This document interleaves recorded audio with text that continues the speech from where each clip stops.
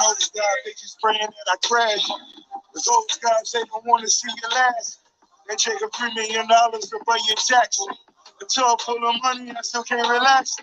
Time spinning, Lord forgive me, I'm a sinner, conquer your five niggas. Wrong side of the position, only to find women. Better listen when I tell you our time in it. Please forgive me, God did. So leave me in the dark, swimming with the sharks. Dope boy, big comes, still the biggest boss. Got a kilo on the plate, then I'm on the freight. Or I could go and buy a bank, I know my money's safe. They counting stars. They didn't think that we would make it. They didn't believe in us. Oh, but I know God did. Oh, yes, He did.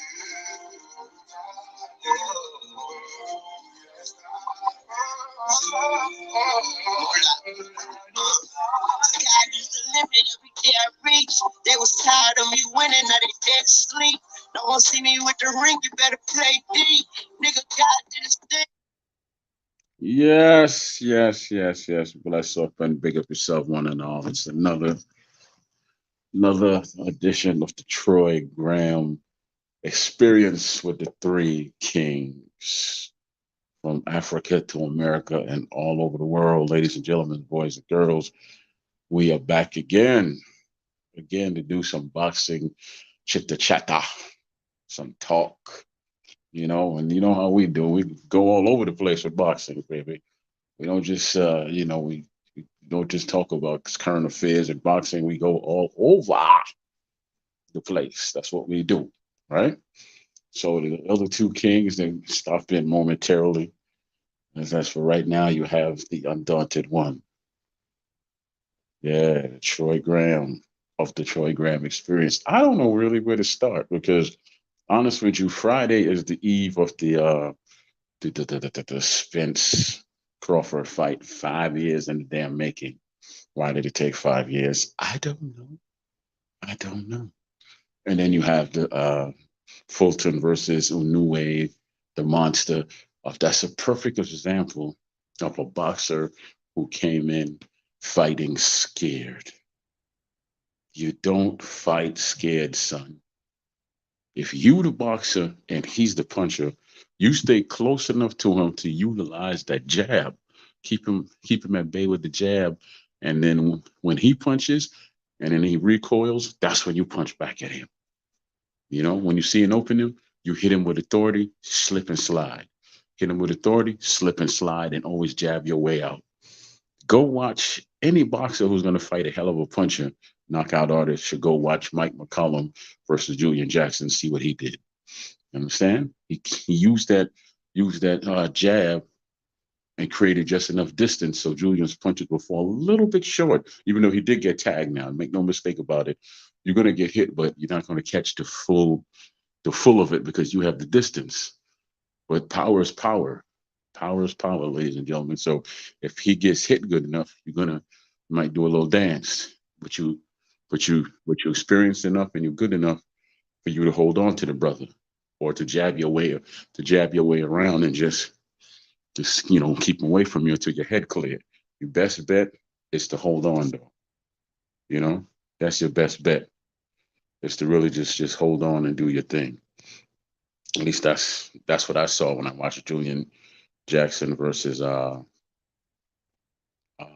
Mike McCullum. Don't run when you're fighting a puncher. That's a bad. Don't do that. Don't run when you're fighting a puncher. Do not do that.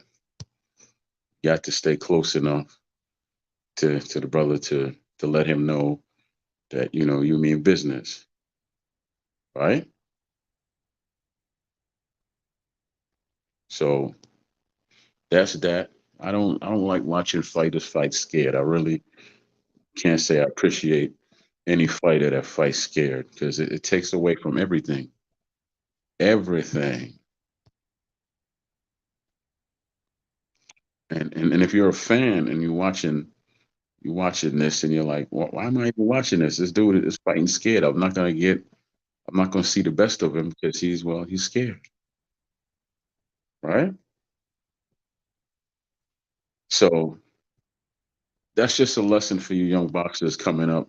If you're the boxer and you're fighting a guy that's known for punching, then you just stay first couple of rounds. You give him just enough distance with that jab, and but you always hit him back though. Give him, let him know, stand your ground enough to jab out of the way, move, upper body movement, all of that. He's eventually punchers rely on their punching power, but that comes from a space of confidence, right? So if you wear chip at that confidence, round six, round seven, round eight, round nine, round 10, he's going to question, like, why is this dude still here? Why? Why is he still here? You know what I'm saying? And then that's when the confidence might wean a little bit. But the most important thing, and get that body working early. Touch up that body the first couple of rounds, and never stop jabbing. And don't just jab in one position. Do the up and down jab where he touches belly, and then jab him to the head. And don't jab him straight. Jab him where you want him to go, so you could follow back with that right. If he's on your left and you jab to the right a little bit, boom, he'll step over. Boom, you could drop that right hand on him. If you southpaw, then it's the other direction, of course. But and don't be ashamed. Don't be afraid to hook off the jab. And when you see an opening, let them know, hey, I got uppercut too. You gotta establish yourself with a puncher, but you also have to be careful. Or you could do the hit and hold, hit and hold, hit and hold, frustrate the hell out of him. But eventually, that's not gonna wear him out. That's why you have to beat his body up. You got to introduce him to your jab repeatedly. So when I watched the Fulton fight, I didn't even it wasn't even worth talking about because you knew who was going to win the fight. You saw it in his eyes. You saw it in his body language. He he he he reeked of fear. He was just terrified, and it came across that on the screen. He's terrified, bro. All these fools out here. These some fool podcasters are saying, well, he's from overseas. The monsters from overseas. They do some fishy stuff overseas. He probably on steroids. Da, da, da, da, da, da. Shut up. This is the thing. I don't really love the sport, but when you have a bunch of idiots who come on here and call themselves boxing experts, boxing podcasters, journalists, and they band together and they say that we the power in boxing talk. You all are idiots. You don't really know boxing. You work off the same mind. Old coach said they're tribalistic. There's another word I'm looking for, but yeah, it's just you can't if you don't know how to break down a fight or to talk about a fight without being biased and stupid. Shut up. I don't care how big your channel is. Mine is growing, but I don't care how big your channel is or what your numbers are. Shut up with the misinformation. It's terrible, man. All you're doing is hurting yourself, and you pandering to the low hanging fruit fans that just hang on to your every word like you're God because they don't know any better because they're not fans. They're in love with one fighter or two, and they're in love with what you're selling. Barnum and Bailey always says there's a sucker born every day, and there's a bunch of suckers on here who have podcasts, which is why I put this together.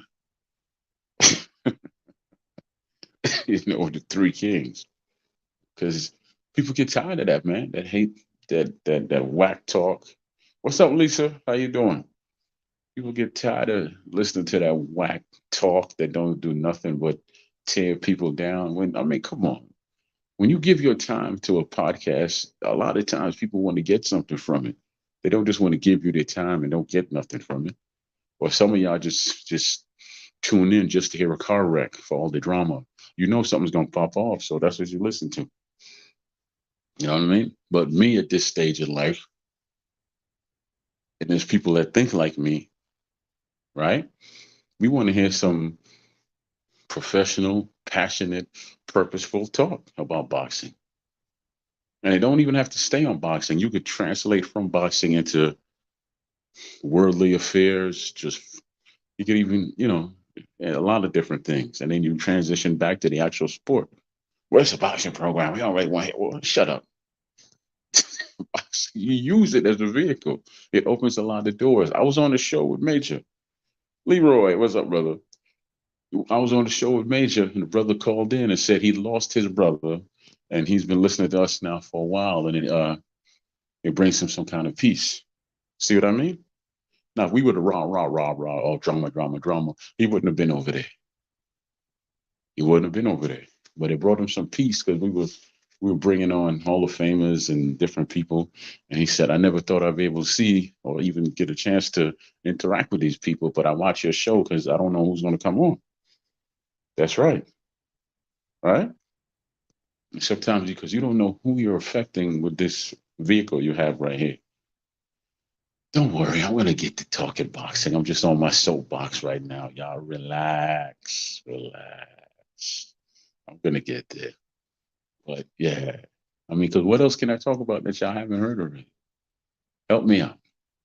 You know about the Fulton fight out unless you missed it. Fulton fought scared and he got knocked out.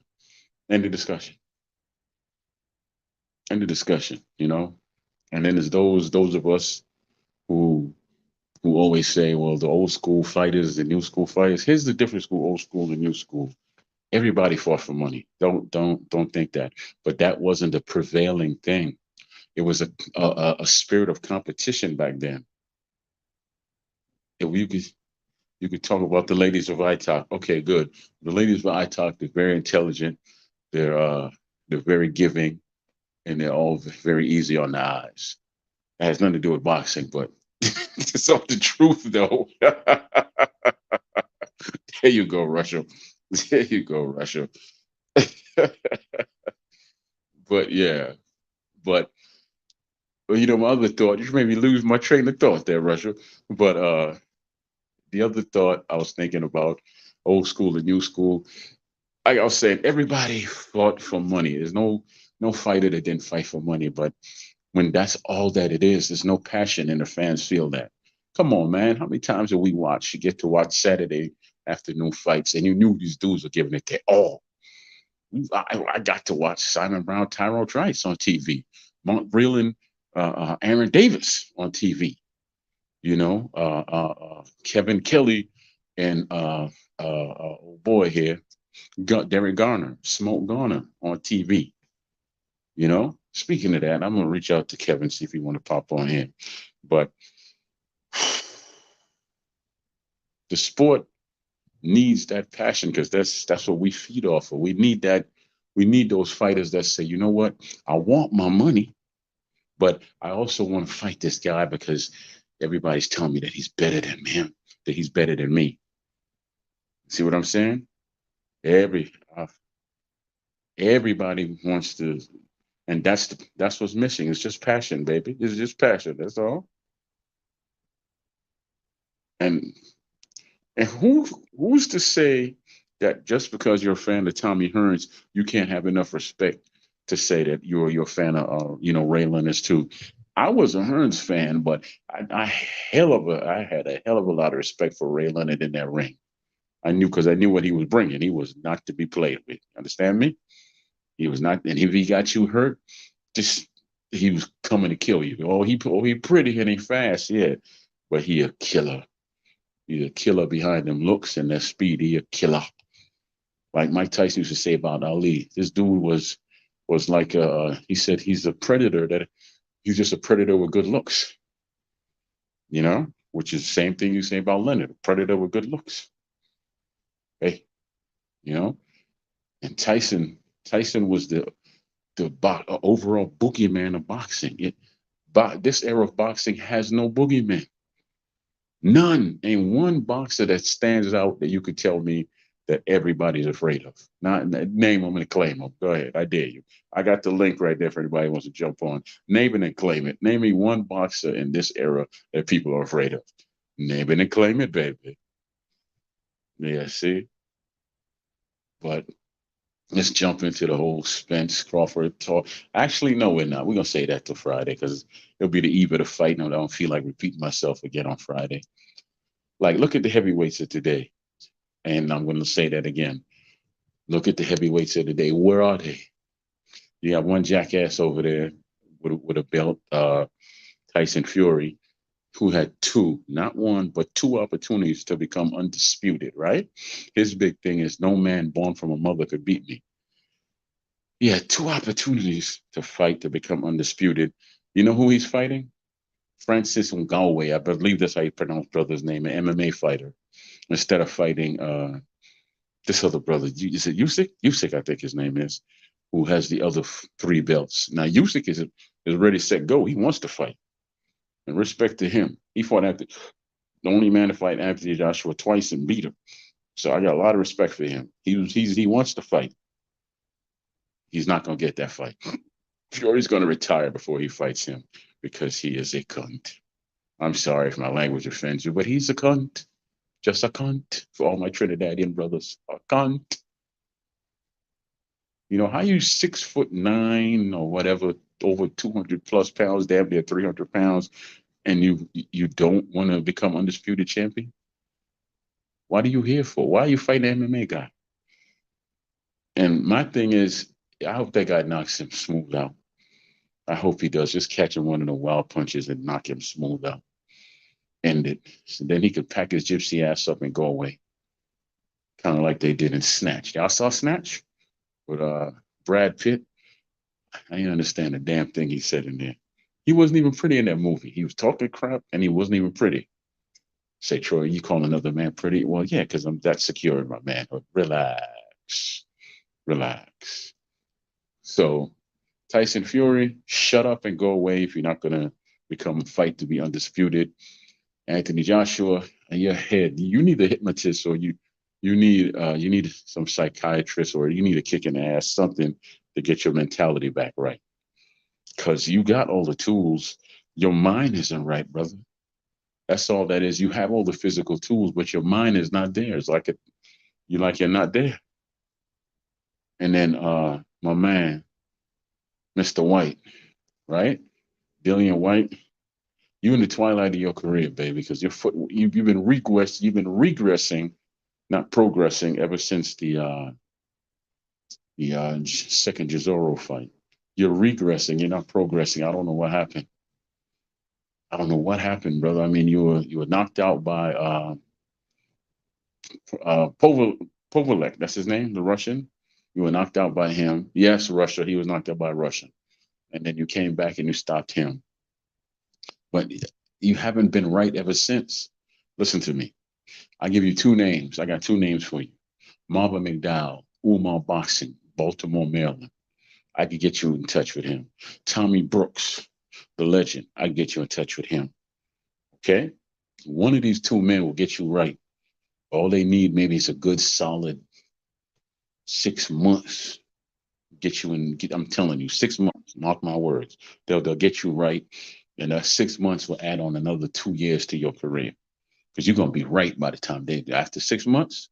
Tommy or Marvin gonna have you right, right? Okay, Derek Chisora, you about the brightest one out the bunch because you know that you're a shell of what you were, and you're simply fighting for a paycheck, even though you have $30 million in the bank and you have 12 losses. All you're doing is collecting retirement money, and I'm not mad at you, like Tupac said. I ain't mad at you. I ain't mad at you. You know, Lisa, what's Hey, how going you on? doing? Hey, Wonderful, wonderful. So yeah, I what's mean, none. I mean, these are. Oh, I'm getting feedback. You hear it oh now? yeah, yeah, yeah. You know what? I'm gonna go on mute while you're talking, and you tell me if you still hear the feedback. Hello? Mm-hmm. Yeah, I don't hear it now. That's because I, I'm. I really don't know what to say. I mean, I think it'll sort itself out eventually. I mean, I'm not really talking about the heavyweights like that. Well, you got Usyk is gonna fight Triple D. That's his mandatory. So Usyk is gonna fight Joshua, who? Daniel Dubois. Oh, Well, that's his mandatory. He has to fight him, huh? he's gonna wash him away. Yeah, but he still has to fight his mandatory. It's nothing that he could do. He's a unified champion. He has 3 belts. So usually, a lot of times they have mandatories unless they drop their belts. He's He ain't not dropping right it. now fighting. He's not fighting Fury right now, so he has to, you know, Yeah, he got to. obligate, you know, his titles to do that. There's nothing really going on much with the heavyweights right now. Nah, it's a dead issue. I mean, it's they're dead. There's no American heavyweight to speak of. Well, you got the young Jared Anderson, but he's still a prospect. I He's don't. still coming up, huh? How many fights does he have? About 12 or 10, 12. Yeah, see, to me, when he's what, 24, 25, something like that. No, I don't even think he's 25. Okay. Maybe All right. 23. He's young. Yeah, he cries too damn much. He cries when he's talking to Roy Jones. He cries when he wins, and he already said he's not long for the sport because he don't love it. Right. What's up, Bruce Gas? Hey, Bruce Cass, how you doing? How's everybody in the chat? Lady Italk, Russian Princess. Now I spoke to her in the chat. Yeah. Yeah, you know I what, Lisa? mean, hmm? No, no, I was gonna say that he reminds me. This is Jared Anderson. He reminds me of Alex Stewart. Hmm. Remember Alex Stewart from back in the day? Yeah, I think he fought. Isn't that the Holy, one that fought George Foreman and broke his jaw? yeah, he fought Holyfield, he fought Tyson, and he fought George Foreman. Yes, Yeah, I remember him a long time ago. Yeah. yeah, he was good up to a certain point, and then he was no Hmm. good after that. Right. I mean, he's still developing. I mean, he could have just been saying that, but who knows? He may wind up, doing something. So who knows? Who knows is right. Who knows is right. I just don't. I Well, mean, Troy, somebody from America has to step up as far as the heavyweights because that's how it's always been, right? no. No? I mean, heavyweights are from all countries. It's not just U.S. Oh yeah, But yeah, yeah, yeah, yeah, yeah. the U.S. always dominated the heavyweight, but they haven't in a very long time. Yeah, With this the is the only. exception of Deontay Wilder, he was the champ for a while, but Yeah, they haven't really dominated since the right. Klitschko era. This is the only era of boxing where there's absolutely no heavyweight champion. Yeah, but Troy, you got to look at the landscape of things. America doesn't put any money in the amateur circuit like they used to. There's a lot of boxing gyms that closed down. A lot of those heavyweights, a lot of people are not boxing like they used to. I mean, you still have boxers, but you know, I mean, the Klitschko's reigned for a very long time. Um, so you got to take that into consideration when you look at the amateur circuit. Nobody really follows the medalists in America anymore like they used to in boxing. Am I correct? Yes. Okay, so that's you got to take a look at that. Yeah, when Sugar Ray Leonard and all them was on the um not what's his name, Meldrick Taylor and all them, Americans were behind the boxers. They took a lot of money out of the they don't support it anymore for whatever reason. I've even been hearing rumors of them taking boxing possibly out of the Olympics. I don't think they're gonna do it just yet, but that's that has came up. I mean, that would be a bad move if you ask me personally, because I mean, how do you take boxing out of the Olympics, but you have double dutch in the Olympics? I have no idea. That was talked about. I don't think they've done it yet. I mean, you got We have a three-time undisputed champ here in America. Nobody even talks about her. She had to go over Oh, to the Sheila, UK. Shields, Shields. Yeah, she had to go over to UK to really get the big money. But now she's doing some shows in Detroit or whatever. Hopefully, you know, America is not backing boxing like they used Absolutely to. That's correct. basically, see, when we were growing up, and Bruce Gass and all of them, he's a little older than me, I believe. Boxing was part of our culture. Yes. It's not like that anymore. It was baseball, basketball, football, boxing Boxing was bigger than all of them at one time. at So one it's point like, because you had a champion. Like you had the Ali's of the world, you had the Tysons, even the Sugar Ray hmm Leonard. yeah, Sugar Ray and all of them. Duran, even though Duran didn't live in America, he was still a big name.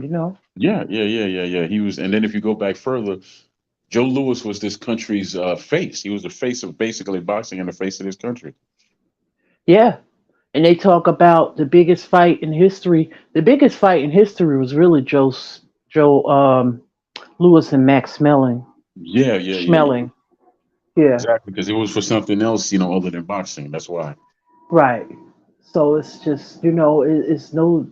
I just think that there's so many different sports. I'm wondering if it's because of MMA, the ascension of it. I can't. I don't really know what it is.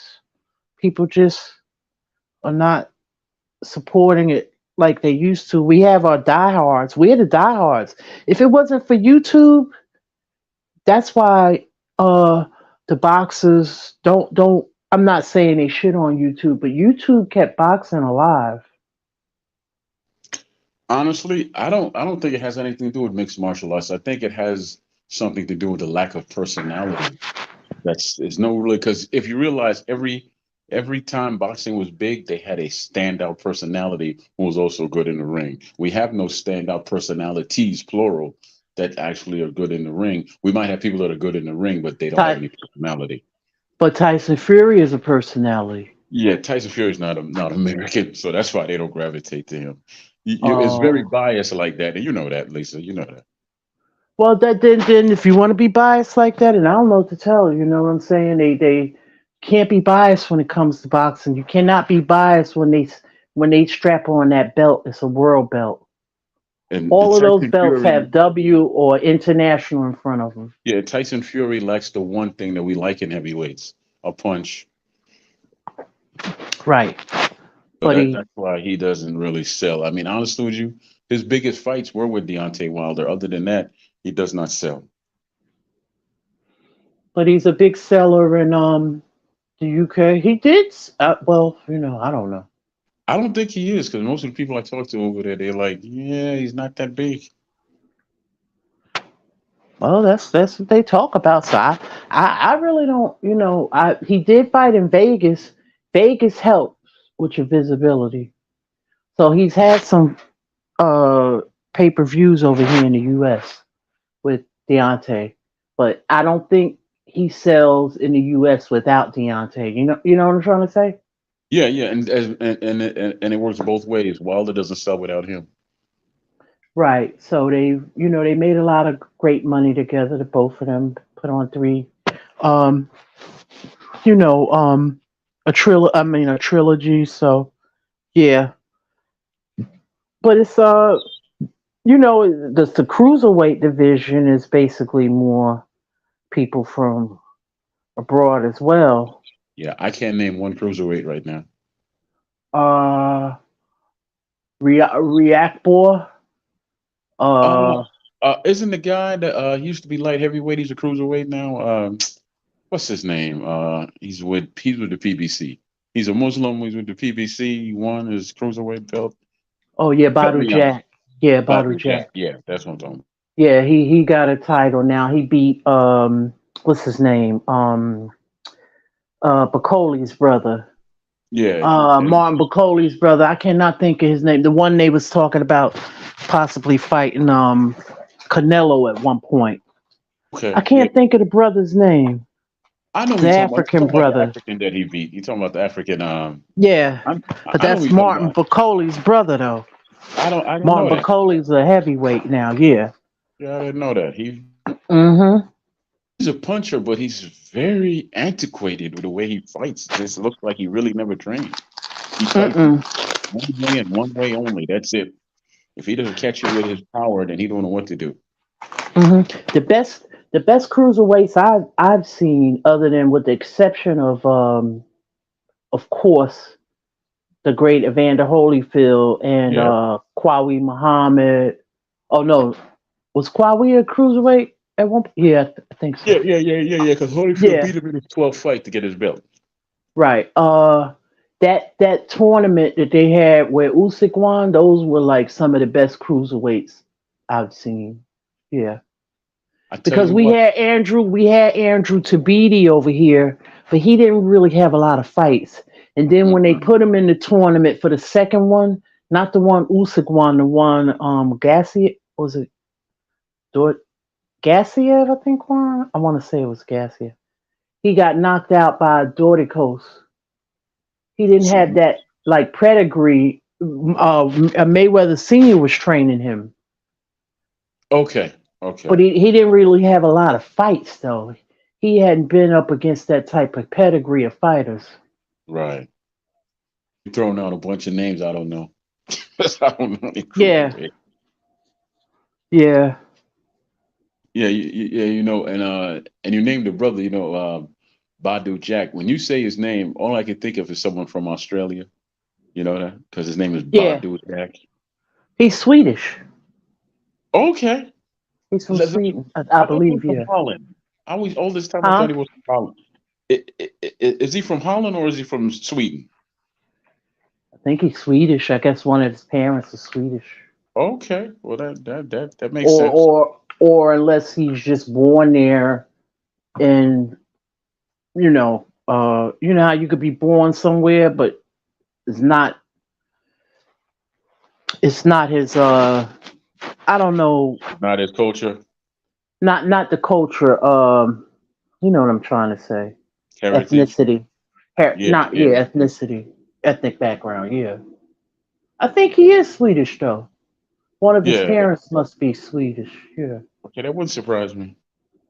yeah. Yeah, because Then I now think you got what's his name? He's gonna go up to cruiserweight, which he should have been up there. That's a big dude. The one oh, on Golden Boy, the one Bivol beat.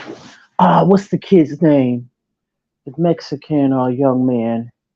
He used to fight at 168. what's his name? Oh, it's a big dude. Let me see in the chat if somebody. What is his name? What I is think I know what wrong? you're talking about. They were bragging about him, and then he fought the dude and lost. He got stopped, right? He didn't get stopped by Bivol, but Bivol just made He him look washed him. bad. Yeah, he had like 40 something fights in I know who all. you're talking about. I just can't remember his name. hmm I know He's who you're gonna go up talking to about. cruiser because he actually was rehydrating Troy. He was rehydrating like 20, 23 pounds. I don't know how that dude was making 175. He was a Okay, light heavyweight. okay. Bruce said his name was Zordo.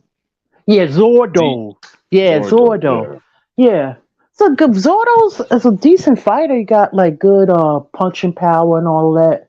He just wasn't fast, and Bivol just went in there and styled on him, Yeah. made him Hey, look Bruce, bad. Yeah. hop up on the panel, man. You hop up on the panel. I like to hear from you. But also, when it comes to different things in boxing, every time boxing was right, we had heavyweights, we had the middleweights, and we had the welterweights. Right now, all we have is the welterweights. hmm We don't have any middleweights that stand out. We don't have obviously don't have any heavyweights. But Right. we got the welterweights, right? Yeah, yeah. The welterweight division, the Americans have. And then they have some great up and coming welterweights like Boots. And it's unfortunately what happened to our Virgil Ortiz. Hopefully he'll do better. At 154. I mean, as far as health wise, hopefully What he'll be happened to able to Virgil Ortiz? campaign. Virgil Ortiz got sick a couple of times. He had to pull out of the Stanionis fight, and he wound up Hmm. having rhabdomyolysis. I think myolysis twice. So What's up, just Bruce? hey, Bruce. What's up, Lisa? What's up, Mr. Troy Graham? I'll come up for a little bit, man. You know, Yeah, Yeah, man. You can add nice. your. yeah. Just I sad just about Virgil. Yeah. Is that What are the you one guys that all said talking that about? he I was almost died or whatever, Lisa? Is that him? He got real sick, almost died or something like that. Is that him? Yeah, he's I got don't that. know. That's stenosis. What is it called? Hypostenosis or something? Where his Rhabdo. scabdos or whatever the fuck it's called. I'm worse than you with names, Lisa. Man, I can't even remember. I can't even remember Ramirez, man. I'm telling you, I meet people Yeah. and I. As soon as I shake their hand, I say, "Listen, bro, I'm sorry. I'm probably gonna forget your name next time I meet you. So, unless it's Mhm. something that sticks in there." But yeah, he had that disease where it was like a wasting of the muscle, and his Yeah. body fat Yeah. was too low, and it was actually cannibalizing it, his internal muscle, and Mhm. very very serious disease. They, they don't know what causes it, but they think it's overtraining and trying to dehydrating yourself to make that Wow. weight. But uh, but Mhm. but but they don't know what caused it, but they do know that it's deadly, and he has to get it under control before he thinks about putting those gloves on again. But yeah, Virgil Ortiz, great fighter. I've been hoping for Virgil Ortiz and Jaron Boots Ennis to fight each other for the past 2 years, and it sounded like it Me was just too. about going to happen. Yeah, boxing It's is Yeah. boxing. yeah, yeah, Bruce. It sounded like he wasn't listening to his body. I mean, if you're in that much trouble, then your body will tell you something. You should have moved up a long time ago. Well, I Yeah, he's a think he's young. He's trying to. We don't know everything, but he's young. Maybe he should have done that, but maybe because he was trying to campaign at welterweight. But after the second time, he definitely should have. But the third time, mm-mm. So they said he's moving up. Um, yeah, I think you're that's right. also yeah. Protein gets in your urine too when you get that shit. Wow, Hmm. that sounds Mm. real No, painful. I think Lisa hit it right on the head. He wanted to stay at welterweight. That's the belt that he wanted. That's a glorified And he just division. couldn't do it. And he just couldn't do it, could Exactly. he? But he's a huge welterweight, and he had such an advantage once he rehydrated. But see, right now that the whole system of boxing that's killing fighters. Rehydration, these weight clauses, the Hmm. the way that it ends the day before. I mean, Hmm. it all goes against being a healthy fighter. Being around for a long time. Hmm. They overtax them. Yeah, to I be honest saw with I you, saw Earl Spence earlier. He didn't look well at all. he's going to come in underweight. I've been saying that since I first heard this fight was signed. He's going to come in underweight because he really kills himself to make that weight because the man walks around in like 180. He does. I can't wait for that fight. And the way I look at it, man, I used to drink. I haven't had a drink in over 20 years. But when I drank, I had hangovers, and that Hmm. affected that slowed me down. Bud, he wakes up bareheaded every day. I just think he's got that psychological edge. I listen to Errol, and it seems like his mind's wandering. He's going off. I think Bud's going to have that really that the psychological advantage there. So that's what I think is going to win the fight because otherwise, man, at paper it's an even fight. These guys are both great undefeated welterweights, and Hmm. the only problem is activity. Errol hasn't fought in what 2 years. And Bud's not the most Uh, active guy. about 16 months or something like that. Yeah. I tell you what, that's what they need to do. They need to drink some green juice. It works for me. The only thing I drink is water. I don't drink coffee. I don't drink alcohol. I No, don't drink, no Hmm. fruit juice. Oh, no. I drink water, nothing, bro, nothing but water. I do mix. I put protein and yogurt in 16 ounces of water first thing in the morning. I just wolf that right down. That's kind of like your drink you're making there. But no, the only thing I drink throughout my day, and night is water, H2O. Matter of fact, I got a cup. I'll turn my camera on for a second and show it to you. This Ma- this Yeah, as a That's matter the of fact, best thing for you is water. that's a nice cup. Blood Box and Cristiano made that for me. Yeah, I got a couple. I got a couple of gallons in the fridge because I Oh boil my water, yeah. Bruce. I, Oh, Look you at boil it. it. Okay. yeah, It's I got, boil it. But it's got Curtis Anderson. It's got. I just want to show you this quick. It's got Marvin okay, Hagler and Nice. where'd you get Miles that, Davis. Bruce? Mm-hmm. Blood. Cristiano and Blood made that for me, and Oh Oh, wow. okay, they okay. made That's one. They made one nice. for Spoon, and they made one. They're gonna make one for Marlon Starling. So it's Nice. Nice. yeah. And You I gotta feel be a extraordinary. OG to get that one, boy. For real. That's well deserved for you. Well deserved. I fill this sucker up 3 to 4 times a day, man. You know, I try to drink a lot of water. I go to Mm-hmm. restaurants, you know, water. Give me a bottle of water. Mm-hmm. Coffee, 6 o'clock in the morning. Mm-hmm. Nah, give me a bottle of freaking Poland Spring. That's why your That's skin is so beautiful. Look at your skin. Hey, I gotta have my green juice, man. Look, I juice bell peppers, maybe. celery, and cucumbers, and I add a Mm-hmm. little bit of, a lemon in there. Lemonade from concentrate, and Mm-hmm. let's just say it works for me very regular. I know that's TMI, right? I know, I know. Mm-hmm. Yeah, water's the best thing. Bruce Gas is right. Yeah. You You're know, right. Yeah. I've been around health-oriented people as a profession, and even in my off time since about 1995. And the one, all these fad diets, they come and go, all the latest supplements, the carbohydrate, the protein. The one constant is water. Every one of Mm-hmm. every one of the guys that I hung with, their thing is drink water, hydrate the organs, flush the system. Water is key. And Mm-hmm. maybe 2 years ago, I started drinking nothing but water, and I don't miss. I don't No, no, miss. no, because you have to find what works for you. I mean, yeah, because I drink a Mm-hmm. lot of water myself. I got gallons in the fridge that I boil. But you just have to Mm-hmm. find what writes for you, and it'll show.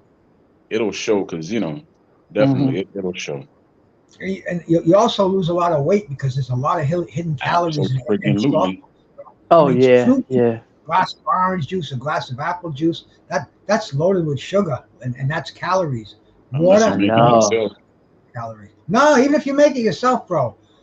All sugars and all vegetables, they break down to starch to sugar, and that has calories. It's got 7 calories per gram, no matter how you look at it. Sugar is sugar. You look at the nutritional the ingredients on the package. It's right on the side of the package. It's on everything you eat, and it'll tell you how Yeah. many calories you're serving. Fucking soft drink, Coca-Cola, I don't drink 7 Up, soda. ginger ale. Ooh, that Yeah. that's Yeah. That stuff you is. drink that. You drink a couple of glasses of that throughout the day. That's like having another meal. Nah, I don't drink Yeah. soda, baby. I haven't drank soda since 2006. Mm. Good for you. Yeah. Yeah, last time I drank is water or the juice that I make. That stuff is like crack, sugar. Yeah. Yeah. No, no, but A lot of people, when they recovering from drugs, they start getting sugar cravings. yeah, they do. They do. Oh, Yeah. Yeah, but you know who's a nutritionist now? He used to be a boxer. The guy that fought. Chop Coley, right? No, no. Algieri, Chris Algieri. Yes, Chris Algieri. Yeah, Mm-hmm. Chop's just a very good cook. He's a very damn good cook, and he's a trainer. But yeah, Yeah. who's the guy you just said, Lisa? What's his name again? Jerry. Chris Chris Algieri. Algieri. Yeah. Yeah, yeah. He gets hired by a lot of fighters. Because because he's a nutritionist. He's a damn good Yeah. one, from my understanding. I Yeah. He have a used to I have do. I'm a certified nutritional technician. It's Oh. it's not Okay. it's not like a nutritionist, but I did do that for a living. I gave hundreds of people diets, and they lost literally thousands of pounds. But Mm-hmm. what you eat is key, man. It's the main thing. Let me see if I can do this while I'm here. If I can show you this. This Mm-hmm. is see, I get this before and after thing that keeps me going, man. This was Yeah. this was where I looked at. That's my before and after. Can you see it in the picture? Okay. There you go. When Bruce was the Hulk. Yeah. Oh, yep. But on the other side, that was me when I was like 250 pounds of How fucking tall are you, mush. man? I'm Wow. 5'9". I'm not a tall guy. I'm a short guy. I'm 5'9". But that's from eating well. That was taken like the picture on the left was taken in 1993, and the one on the Uh-huh. right was in 2002. Okay. Wow. Okay. So what Big happened to make you difference. swell up? What's that again? Yeah, you said the one on the left was when you were bigger. So what happened to make you swell up? Eating garbage food, Oh yeah, you McDonald's, stopped and you thing. stopped training. Yeah, you was living like a rock star. I know. Man, I was in my mid 30s. Yeah. I didn't care about that anymore. I didn't care about staying in shape. I cared about drinking beer every night, ordering pizza Mm-hmm. every night practically. You know, stopping at Shell station and getting a Hot hamburger, dog. throwing it in the microwave. Yeah, Yeah. I've all that been there. shit. But I've I been just there, started. Bruce. Me Yeah, too. yeah. I started Mm-hmm. lifting weights. I started eating clean, slow. Slow, Mm-hmm. slow changes in your diet. Not drastic ones, because most people that do that, they'll say, "Fuck this, man. It's too painful." Just go in the cabinet and look at what you eat every day, and just kind of eliminate the bad things, add some better things, and before you know it, in a couple of months, Mm-hmm. you're eating a real clean diet. And man, once you train and you eat clean, you turn into the Hulk. You don't even try to. You just, Mm-hmm. if you got decent genetics, and I don't have decent genetics either, man. I have to work extra hard. But if you've got decent genetics, bang, you get a before and after picture. You'll be Mm-hmm. proud. Trust me. I know how you feel because I used to be 275, and that was just last year. I'm right now 230. Yeah, no, it's a slow thing. I'll tell you, man. Step on the scale as often as you can, because it reminds you. You see it. If you stay off it for a couple of days, it's easy. I have a Three triple B times a weight. day, I step on it. 3 times a Yeah, day. to me, once a day is enough. And if I see it going to the right, it's time to cut back on eating. And if Mm-hmm. it's left a little bit, because man, I mean, I was told by my doctor a couple of weeks ago. I told him I'm getting heartburn. He says, he checked everything out. Everything was good. I had the endoscopy, and he said, lose a few pounds, lose 10 pounds. And bro, I mean, I'm not right now. I mean, Mm-hmm. I can stand up and show you. I got a 33-inch waist. I weigh 170 pounds. He says, lose 10 pounds and the heartburn will go. I lost about 5 already, because I know how to lose weight easily, and it's Mm-hmm. gone. It's fucking, he didn't want to give me any medication. He didn't want to do any Mm-hmm. procedure. He says, lose. Mm-hmm. I've been letting myself go. I got really bad shoulders. I don't lift weights anymore. I walk a lot, but compared to what I used to do, I'm like I'm sedentary now, man. I gotta Right. move a little more and eat a little better. So Right. real. Because I you're haven't been lean 100. now. When I look at you now compared to the even leaner from the after picture. So you're lean. Yeah, well, I got a Yeah. high metabolism, and Right. I was eating a lot back then. I was eating like 5 times a day, a lot of Yeah. protein Yeah. shakes, um, creatine, all kind of Oh supplements. yeah. I used to Yeah. sell supplements. I had a nutritional supplement business. I saw Mm-hmm. I get in on the ground floor because nutritional supplements weren't even legal before 1995. Wow. And Mm-hmm. yeah, oh yeah, man. I had people that used to drive 50 miles to my store to buy whey protein, to buy glutamine, because you couldn't buy that shit anywhere. And there was a lot of gym people, like they started hearing about it. And I got in on the Mm-hmm. ground floor. I was making a lot of money. I was making double. You make more money than that you make selling dope, and I sell both. So I'm telling you, man, nutritional supplements back in the 90s was the sweetest way to make money. All of a sudden, people got wind of it. The internet took it over, and Mm-hmm. it put me right out of business. That's I mean, when we couldn't. GNC came out, right? Yeah. I Yeah. remember when they came out. Yup. Yeah. GNC was a little gold mine when they first opened up, but they're a Mm-hmm. victim of it. I think they're mostly internet sales now, and they're practically giving it away because GNC took a big hit back in the 90s. Wow. Oh, back in the 90s, you go in GNC, you'll spend a couple of $100, where you could go online and spend $80 and get the same thing, Same 70 thing. bucks. Yeah. Same thing. Wow. Yes, Yeah. I got a Wow. question, right? How come so many fighters nowadays do not stay in shape? Like I remember, okay, you take like a Crawford. Crawford's a ring rat, so he stays in close to his weight. He never gets too far Hmm. over his weight. I remember Bernard Hopkins saying he doesn't get more than 10 pounds over his fighting weight, right? Yeah. What so what happened to all that? What's the word? Discipline with all the fighters nowadays. What happened to it? They I don't think fight they make. enough. Go ahead, Yeah, Yeah, Bruce. there you go. same with me. And I think they making too much money for the inactivity, and they're getting real lazy. They're going out. They're eating shitty food, doing a lot of partying, staying out of the Mm. gym because they only have to fight once a year. Why should you be in the gym 11 months out of the year if you're only going to fight once a year? I can go in the gym for 8 weeks and I can get in as good a shape as I stay in. But that's the mentality of fighters today. They don't have that, you know. I want to fight every 3 months. Look at Monster Inoue. He just made a fight. The fight was over. They already had his opponent in the ring. I can't think of the guy's name already, but he was the other Yeah. unified champion. And I mean, it's like they're It sounds already like a they're already throwback. they exactly. But yet, these Yeah. guys today, they dude, they're asking him after a fight, who's your next opponent? And Boots Ennis the other night, he spoke up. He named names. Everybody else, I'm not going to name any names. I'm not going to even, I mean, ask Al, ask my manager. Even Johnny Did he Coffee. name names of guys that he's going to fight, or did he name names of guys that he want to fight? No, the guys that he wants to Garner, same thing. But they're afraid to. They're afraid to challenge people and get real good old fashioned boxing showdowns happening. That's the whole point of the sport is the competition. Right. Because look, as I stated earlier, every fighter from yesterday to today fought for money, but it wasn't the only thing they fought for. Sugar Ray and them dudes fought for passion, and they fought to be the best. Yes, they fought for money. Come on now, this is a business. They fought for money, but they also wanted that challenge. To know that I fought the best and I beat him, and you can't take that from me. You know. Hmm. Yeah, for sure. I mean, you got to look at the times though. Has changed from back then to now.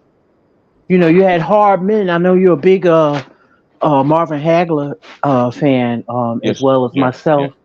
I'm talking about Bruce. I mean, I don't think I never met anyone bigger fan than Bruce. And I can say this: Marvin Hagler was a hard man. He worked a hard job, and when he got off of work, what did he do? He He's in trained. construction. Yeah, he's in construction. Right. He was a hard man. These guys back then, they worked hard jobs. The nowadays, it's just a different climate. You're absolutely right about that. I mean, because how could you fight once a year and call yourself great? How could you fight once a year and expect the fans to know who you are? Right. Yeah, I mean, because how do you establish yourself with and that's actually what's missing because I know you remember Saturday night fights, Tuesday night fights, Friday night fights. What did they do first? Yeah. They always told the story of the boxer, where he came from, how he came to be, and then you met the boxer. So Right. now you feel as if maybe you have a better understanding of him. Nowadays they don't do that. They just talk about, well, he got this belt, this is what he did, but he fights once a year. Who Hmm. cares? Well, I that's don't know anybody who cares. I go down. I don't even leave my house that much, but twice a day I go for long walks and I go see a bunch of people down the end of the street. And none of these cats know anybody who's in boxing today. And they You know shouldn't. these and the mm, and back in the 80s and the 90s, they knew everything. They used to go to the fights. They have no clue today. They don't even know how to stream a fight when I tell them how to stream it because they don't even care. They, Exactly. mm. Wow, that's bad. Yeah. And, oh and yeah, and yeah, you know what else is yeah. bad? When you can't name the heavyweight champion. Yeah, well, they made it like that. They made boxing more. It used to be a blue collar sport. You could get it on television, on the radio, be in the newspapers. Yeah, And you're right. now we're in a different age. You want to see a fight, you have to pay for it. And but these cats aren't going to pay for it, man. I mean, it's not going to happen. Hmm. It has to be a exceptional event, and maybe if they have to, they'll pay. But if they don't have to pay for it, these cats aren't going to pay I'll for it, give you a man. perfect example. The Martin Ortiz fight. Why the hell was that on pay-per-view? Chris Arreola versus What's his name, Lisa? The guy that beat Uh, Anthony Joshua. Luis, Ruiz. Why would the hell was that on pay per view? Right? Why because the they hell? have to pay the fighters. They're Yeah, but accustomed still, to making a certain. These fighters are not. They know that. Okay, they're gonna pay them a certain amount up front or whatever, but then they get money from the pay per views or whatever, that was concessions or just Andy. whatever. Yeah, that was Well, just Huh? Andy. how did That they was pay the Andy. That wasn't how did Chris. they pay the fighters? How did they pay the fighters in the '90s and in the '80s? And these guys made a lot of money. Yeah, Where did that money come from? There was no pay-per-views. But there was We more fans. It was bigger back then. It was people was why? watching boxing. See, Why? Because see, I because think because they pay for it. right, because the fighters were built back then. right, They had a system where you got to know the fighter, and the fighters could actually fight. They didn't fight yeah, once a year. They did not fight once a year either. Three times a year maybe, but not I don't know once. Sometimes four, and if you were Tyson, sometimes you fought 11 times in one year. You know? right, Well, that's how we got to know them because they fought so often. Then Yes, when they became belt holders, they could get away with fighting twice a year. We'd accept that. But because we saw him come right through the ranks. Mike Tyson, he was on yes, Wild World of Sports. He was on HBO. He was even on ESPN. Man, I saw him in yeah, his like seventh fight before Donnie Long. yeah. I He remember that. Yeah, he knew who Mike Tyson was. Man, everybody was foaming at the mouth for a Mike Tyson fight. that's why Mike yeah, but Tyson is still the best known boxer today. And he doesn't even box. Hmm? yeah, but see, back then, yeah, but I think what Al Heyman was trying to do when he came out with PBC, he was bringing fights back on terrestrial television. That's how you build Hmm. up the fighters. But it was he was paying for the time slots or whatever, and it was He was on so overpaying many the different. fighters. Right. You know, at that time, there was different places to see it, but then eventually it went to pay per view because not all of the fights. Some you can still watch on terrestrial television. But I mean, even back then, they had when HBO came out, with Sugar Ray and all of them. Some of them fighters was pay per view, but it was still you still got to see a lot of fights on TV. Yeah, you do. You get to see a lot of great fights on TV because I remember seeing Aaron Davis and Mark Breland, Simon Brown, Tyrone Trice, one and two on TV, right? Right, Julius right. Jackson, Terry Norris. That was on Saturday night. That was on Saturday afternoon, right? I remember those fights. What's the brother name? What's his name? 109-pound guy. Oh my God, why am I forgetting his name? He was a monster. 109 Not pound. not Michael Huh? Carbajal. Michael No, he was Carbajal. bigger. No, Oh, he okay. was. I thought he fought Oh, 109 pounds. maybe he was. I thought maybe Yeah, I could be wrong. yeah. Michael Carbajal. He was on TV a lot too. What's up, Major? Hey, Wagwan, what's up, wagwan. Major? What's going on, ladies and gents? Yeah, ladies Sure. and Chilling, gentlemen, chilling, now we got two chilling. kings in the building Yeah, but Hey, even man. Camacho, they built him up from television too. from the You Bronx. know, Yes, yeah. yeah. I mean, you had big stars. I don't know what happened. Well, Social that media happened, and And and and, you and know what they say? Too many lawyers got involved. Too much cuts of the money till pretty soon. They cut too many slices out of the pie where you can't even. That this cut so thin you can't even pick up a slice anymore. yes, Uh, and, that's what happened because they actually got more business and took away from what actually made the sport, which is the fighter. They got so right, business minded. Nobody cares. Nobody. We really shouldn't care how much they make or what right. happens behind the curtain. The main focus should be the people that are in the ring. hmm That's what they got away from. I think I think Mayweather gave a lot of them fighters the blueprint. Of what? Well, I'll just say when I'm talking about boxing today. They're looking at what Mayweather did. They want to be like that. They want to get in, get out. They want to get in this. They want to get out of this sport without getting a lot of damage to themselves and make as much money as they can. That's what I'm seeing. Now, I could be wrong.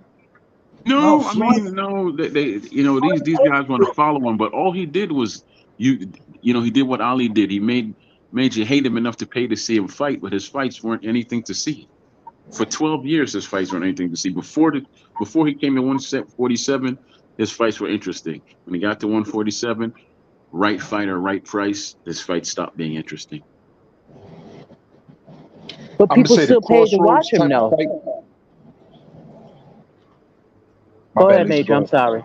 No, I said, but people still paid to watch him. Go ahead, Major. I'm sorry. Now, I was going to say, there's a crossroads in that, right? Because you see, when it comes down to it, obviously we want to see the legendary fights, but we also want to see them satisfied and fulfilled in their life and their careers, and leave the game safe. So there's like a crossroads fight that I can remember, like Ike Ibeabuchi versus David Tua. You know what I'm saying? That was like a crossroads fight where boom, like they both went for, like, for the goal, and for the gusto with it, right? Great fight. But at the end, afterwards, what happened? Dude started hearing voices, and he went to the hospital. They couldn't find nothing. They couldn't diagnose him. But he went crazy. You know what I'm saying? No, no, And honestly, he was hearing voices before them. He but just, but but yeah. but but that's what they credit, that too, right? That, like, after that, like that night of the fight, you know what I'm saying? Like, he went to the hospital for that.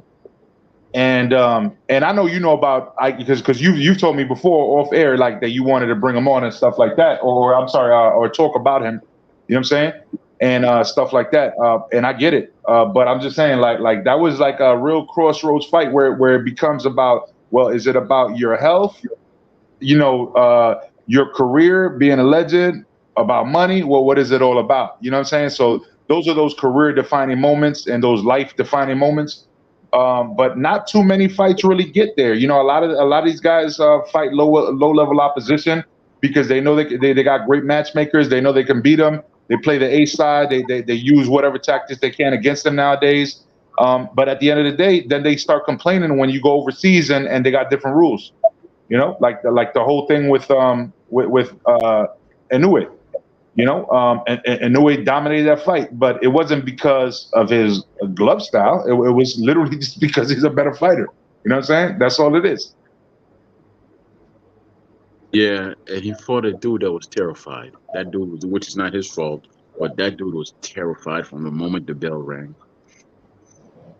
Well, the matchmakers didn't have it one way for a reason. It's like, I mean, it is what, like, sometimes you can just see what it is. If you're just a boxing analyst and being objective, you can just see it no matter what. Doesn't matter. I know I was born and raised in America. You know what I'm saying? I get it. You know what I'm saying? I'm gonna obviously root for my guy. But if I also say, hey, this guy needs to work on these things, he needs to work on them, because I'm being objective about it. I want him to improve. Everybody can improve. You know what I'm saying? And at the end of the day, sometimes there's just a little bit more that needs to be done to be that ultimate fighter that we want to see out of our champions. And I think a lot of them are not as dedicated because they're worried about money. Whereas they can be, because we have the best facilities over here. We do have, some great trainers, some out of the box thinkers as coaches, and stuff like that.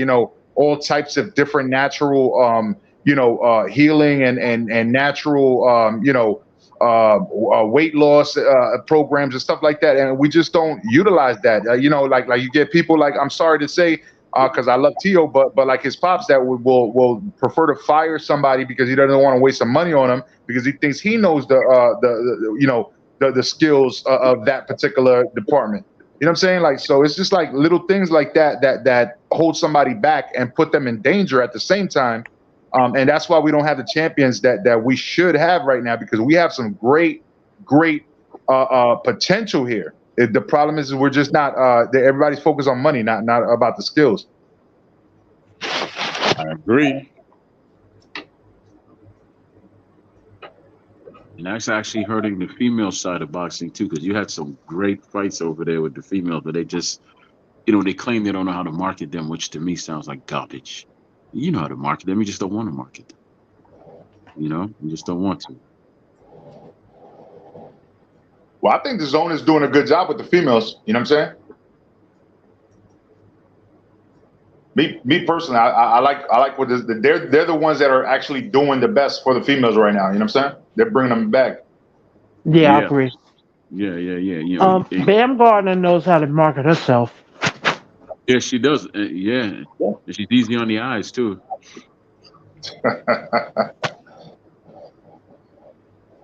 Well, I mean, look, they've got they sell a hot ticket no matter which way they can, right? So there's ways to sell movies. There's action movies. There's sexiness that's according. You know what I'm saying? Whatever it is, like they'll sell you an Ebony Bridges. They'll sell you Savannah Marshall. They'll sell you whoever they can, but at they'll sell you a gritty Puerto Rican story or a gritty Irish story. They'll sell you whatever they can. You know what I'm saying?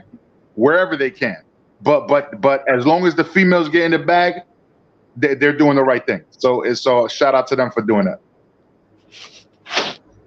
Yeah, that's true, man. Because we've been seeing a lot of good fights on that side of boxing. A lot of good fights, and it's with the top fighters over there. They don't make any excuses, and they don't take 5 years to make a fight. You know, it's either you put up or shut up right now, or to stop calling me out. Right? Yes, sir. And then Yeah, that's true. that is very true. It's very true. What's up, Puro? If you want to jump on, the link is right there, man. But What up to with Yeah, me, Bruce? What because up with Lisa? How y'all what's been though? up? By the way, real quick, Troy. I Chilling. apologize. I just want to say how y'all doing. I'm chilling. I haven't Chilling. spoken to none of y'all in a minute. You know what I'm saying? Bruce, Yeah, I I've been. popped up to his channel a couple weekends in a row, Hmm. Yeah, but he was doing his thing. I don't jump on panels like I used to anymore, bro. yeah, because Yeah, because me now neither, it's me that. neither. You know what? I'm the same way right now, bro. My wife is due with her 10th. I'm not. I said with her 10th, my 10th. So yeah, Oh, Hmm. so we're going through that right now. You know what I'm saying? And just busy at work, man. You know what I'm saying? I really go. Right. If you notice, I cleaned up my channel. I took out all the extra stuff and just left the interviews. That's it. Okay. Yeah. Yeah, Good. that's all it's about right now. You know what I mean? I got I no Right. time just for none of that. I just don't want to put up with the bullshit. I'm like you. There you go. Me I'll go for either. the interviews, and I don't want to Yeah. argue on here. I got enough of that shit that happens in reality. And Right. man, the last thing to do is go back and forth with some fucking faceless, nameless troll. And Yeah. Exactly. They don't have no respect either. You yeah, know, they have no respect and either. Yeah. I want to talk boxing, and I don't care what fighter you like, your opinion, man. I see some of these fucking channels now. If you're for Errol Spence, man, oh, you are the fucking shit. And if you're for fucking on some of them, you're fucking. No, I mean, there's a lot of passion here. I'm I'm thinking there's going to be fights at this fight in the stands. Hmm. That's Oh not yeah. that's not Oh, passion, Bruce. That's it's a bunch of fanatics, of foolish ass fanatics. They don't know nothing about passion. Yeah. but ridiculous. But no, I just see so much emotion in this fight. So many Hmm. different the different clans. Oh, you got to pick somebody. You got to pick somebody. No, you don't. Earlier, No, you I don't. was picking Spence. I thought Spence would win the fight, but as I've been watching it leading up to it, I'm leaning more towards Crawford. And then I told you my simple reason. I think he's got the psychological advantage. And Hmm. And people get mad with you when you change your pick too. oh yeah, oh Yeah, I yeah. don't know why. I don't know I'm why. a You should be entitled to your own opinion, right? This is fucking boxing, bro. Go and keep your Right. eye on what's happening daily. That's why they have these guys called handicappers. That's why the odds change every day in Vegas because they watch what's happening in the camp. They watch how Hmm. they're doing. You know, Well, seeing how they're well, I doing in tell the you what, road. everybody on the panel, I just decided I don't need to be on anybody else's panel getting disrespect. I just got tired of the foolishness, so I decided to Hmm. dive right into the Troy Graham experience. I got with Major here, and I got with Brother Ali, and I said, okay, well, we're gonna be the 3 Kings, and we're just gonna bring some good, passionate talk back to boxing, because as you know, we don't always agree with each other. I mean, I don't have to agree with him all the time. You ain't got to agree with me all the time, Yeah. And I right? was telling Ali, right? I was telling Ali about Bruce. I was like, hey, Bruce got this thing, right, called on this day. And he was like, "Word, I gotta check that out." And I was telling him, I was like, "Yo, I love that because here's the thing. I never claimed to be a historian. Yeah, I know about what I know about, right? And I know about how to break down a fight, but I don't necessarily know all about history. You know what I'm saying? Boxing, I try to study up. You know what I'm saying? But it's not like I'm a historian about it. I will never claim to be that. But you actually know this shit. That's why I always introduce you when I introduce you to a guest, Bruce. I always say this dude is a historian. I'm not. You know what I'm saying? And that's the whole thing. I give you those accolades, and then you prove that every single time I see on this day where you put up something, and then I go look it up. I'm like, oh shit, I didn't know about that. If I know about it, okay, I'll be like, yeah, he's right. I forgot about that fight. Oh yeah, that's what's up. But then if I don't know about it, I'll go look it up. You know what I'm saying? And that's dope. I love that. I love that. That's how I get it from looking it up, man. I don't study these things. I know the names, but see, every day something happens, and I'll go into fucking Wikipedia. I'll go into BoxRec. I'll run my fingers through 100 different dates. Bango, on fucking February 26th, Sugar Ray Robinson knocked out Jake LaMotta.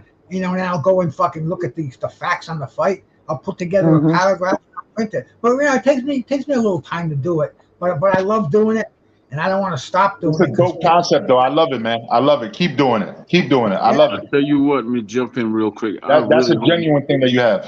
Yeah, you know, I really hope this is you. Is that you, Piro? Because I see Chef. What up, Troy? Yeah. What up, Troy? Oh yeah, my bad. Piro. I put that up for the boxing scholar. My bad. Yeah, but it's what up, Major? What up, Bruce? Hey, what's up? What's up, Piro? Chilling. Hey, I got a killer one for tomorrow. Tomorrow, you know, I'll give it to you in advance. Tomorrow is the day that Marlon Starling, 19 years old, made his professional debut. And I know Marlon. I'm going to go on live in the morning. He don't know it yet. He probably forgot that it's even the day that he made his debut. And I'm going to give him a call and surprise him online. And he likes that shit. You know, Marlon's a cool guy. He likes when people remember his stuff. So I'm going to, you know, I put that on this day. But I'm also going to go on live like about 10:30, 11 o'clock, and just give him a call. I got the thing hooked up to my StreamYard or my YouTube, whatever. I can make calls on here, coming over the line to the microphone. Hey, Bruce.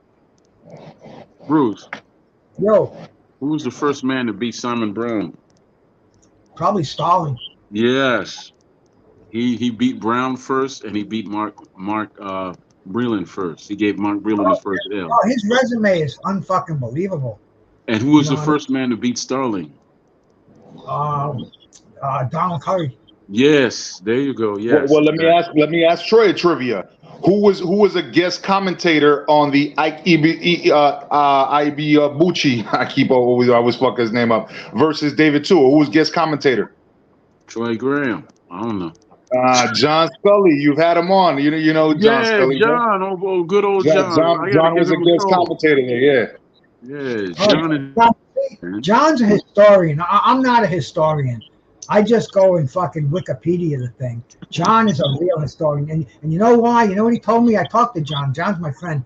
I said, how'd you get to know this stuff, John? He said, when I was a kid, my father was a real strict guy. And he was, you know, he was an abusive father. He didn't have any fucking TV in the house. He only had Ring Magazine, Encyclopedia of Boxing, and he'd buy boxing magazines. And that's all Scully grew up with. And, you know, all of a sudden, like, people would be asking him. And as a matter of fact, he know this shit. Like, you know, I know who fucking Marlon Starling's first loss was, things like that. But Scully knows a million of them.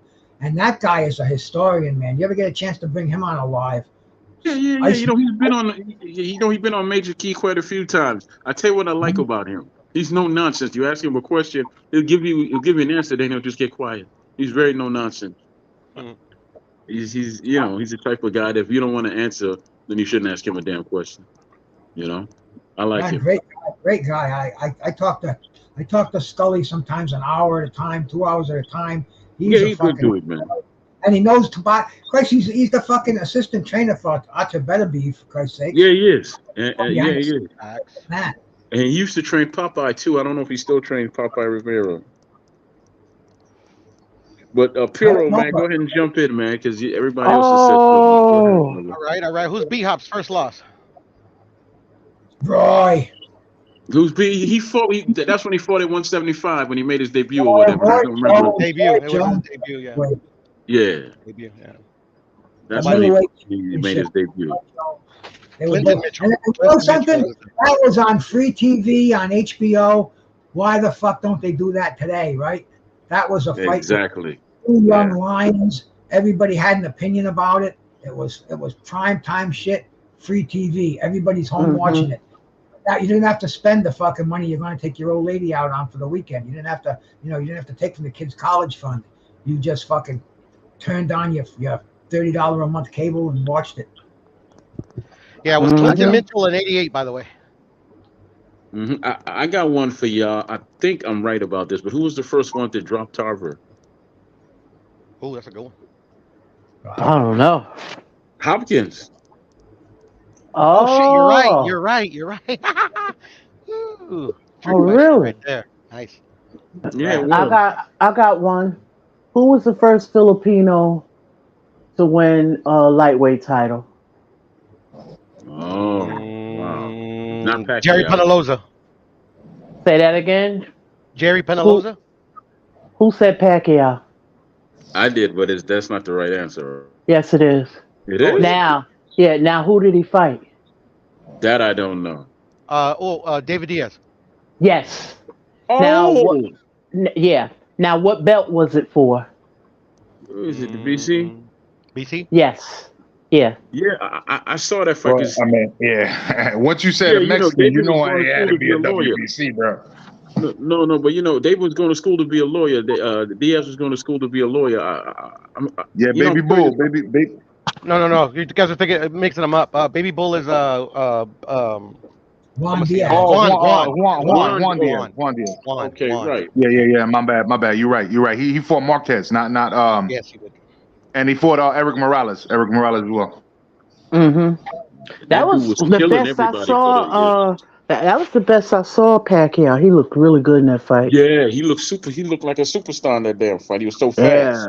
Yeah. Yeah, he was amazing in that fight. Yeah. Diaz is one tough son of a gun because he was taking so Hmm. much punishment in that fight, and the cuts was so nasty. Hey, I'm Diaz He, blood. You already know. Everybody he was knows. he was taking it Yeah. from like every angle too, because Pacquiao was killing him with them angles and them fast hands. Yeah. Yeah, and he came up in weight because Diaz was the naturally bigger man. So I was like, wow. Hmm. I got one for y'all. Y'all should know this. Who was the only boxer that got 5,000 of his countrymen to follow him wherever he fought? 5,000 of his countrymen always followed him wherever he fought. Uh, Yo, Ricky Ricky Hatton. Hatton. that's what that sound like, Ricky Hatton. That Yeah, it does sounds sound like like Ricky. Ricky Hatton. No. You know he's way before Ricky Hatton. I'll give you a hint. Zoom. Azuma Nelson. Yes. Okay, the Oh, professor. really? Well, I mean, Zoom. Ricky Really? Hatton. Yeah. Yeah, I didn't know he was the 5,000 first one, but Ricky I Hatton didn't was know there was pretty popular 5,000 with people that. from Guyana who could afford to follow him, man. Well, the brother owned a Coca-Cola factory and stuff over there. He had money. Hey, I got a question for you. Zoom Nelson still got Hey, money. listen, hey, I got a question for you, non-boxing. You can buy Coca-Cola anywhere in the world except two countries. Anybody have any idea what those countries are? China, And North Korea. Nope. North Korea is one of them. What's the other Oh, one? okay. Russia? No. South Korea. Cuba? Afghanistan. Cuba. You Ooh. guys both. There we go, man. Yep. Oh, yeah.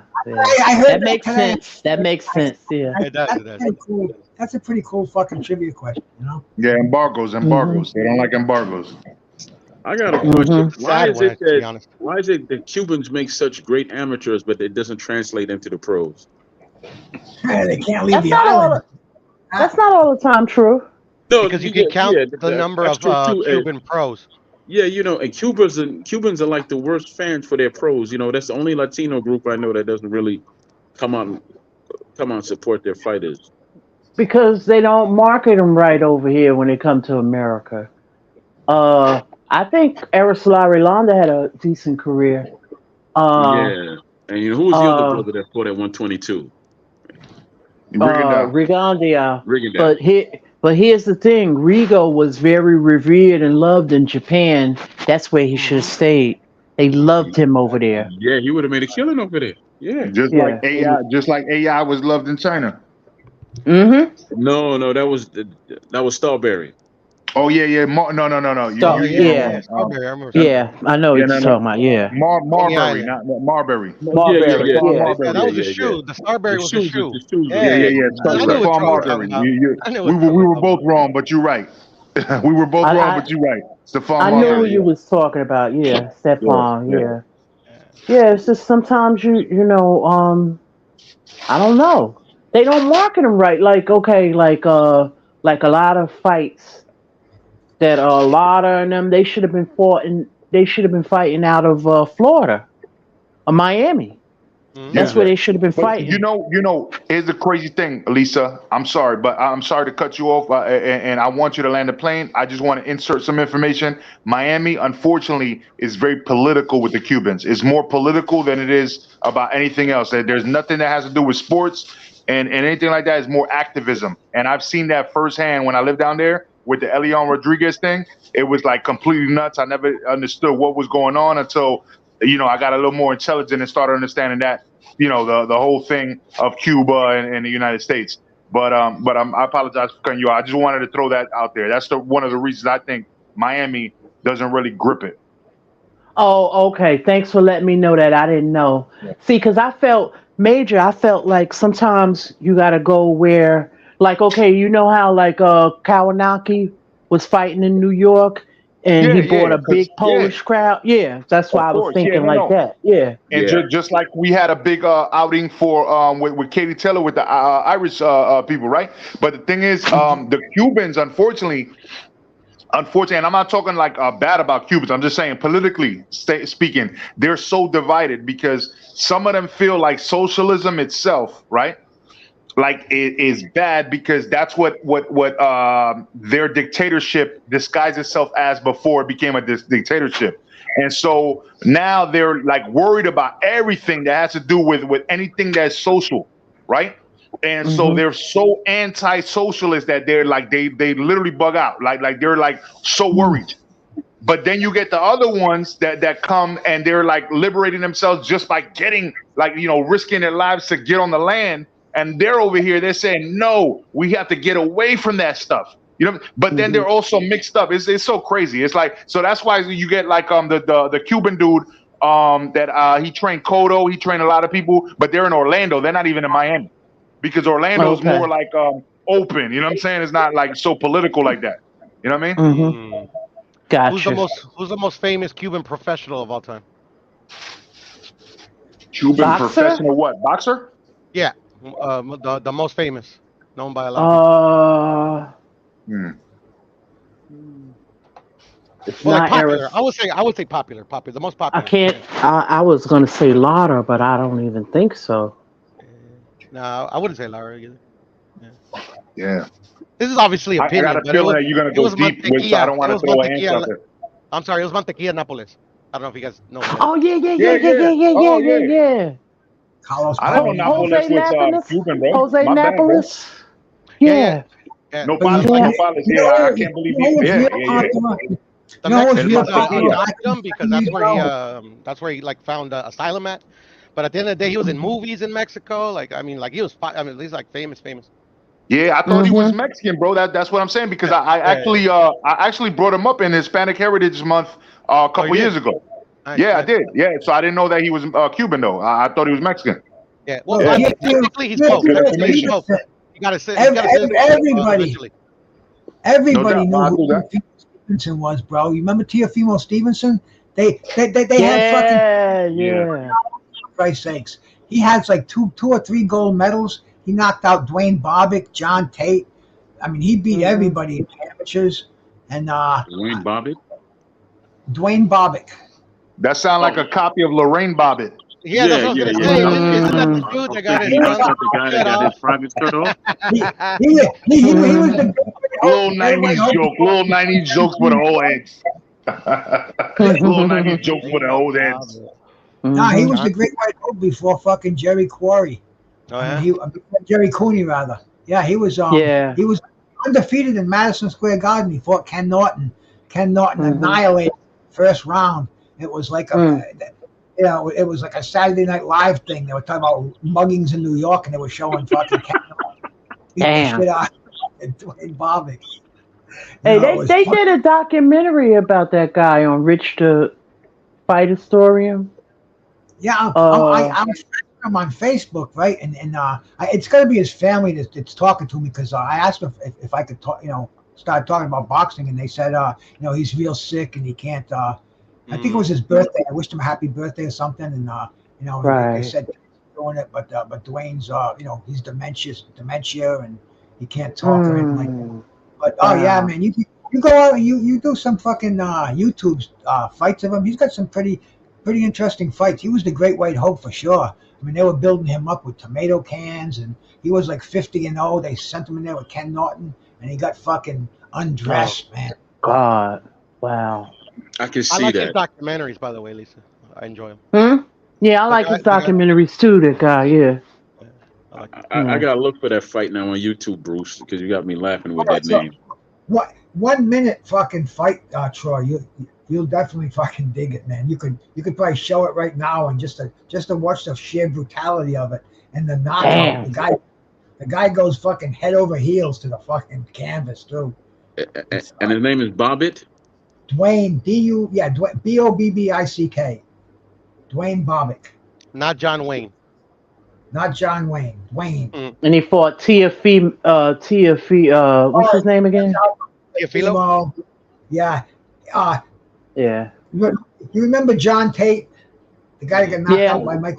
He was a Big heavyweight John Tate. champion. Yeah.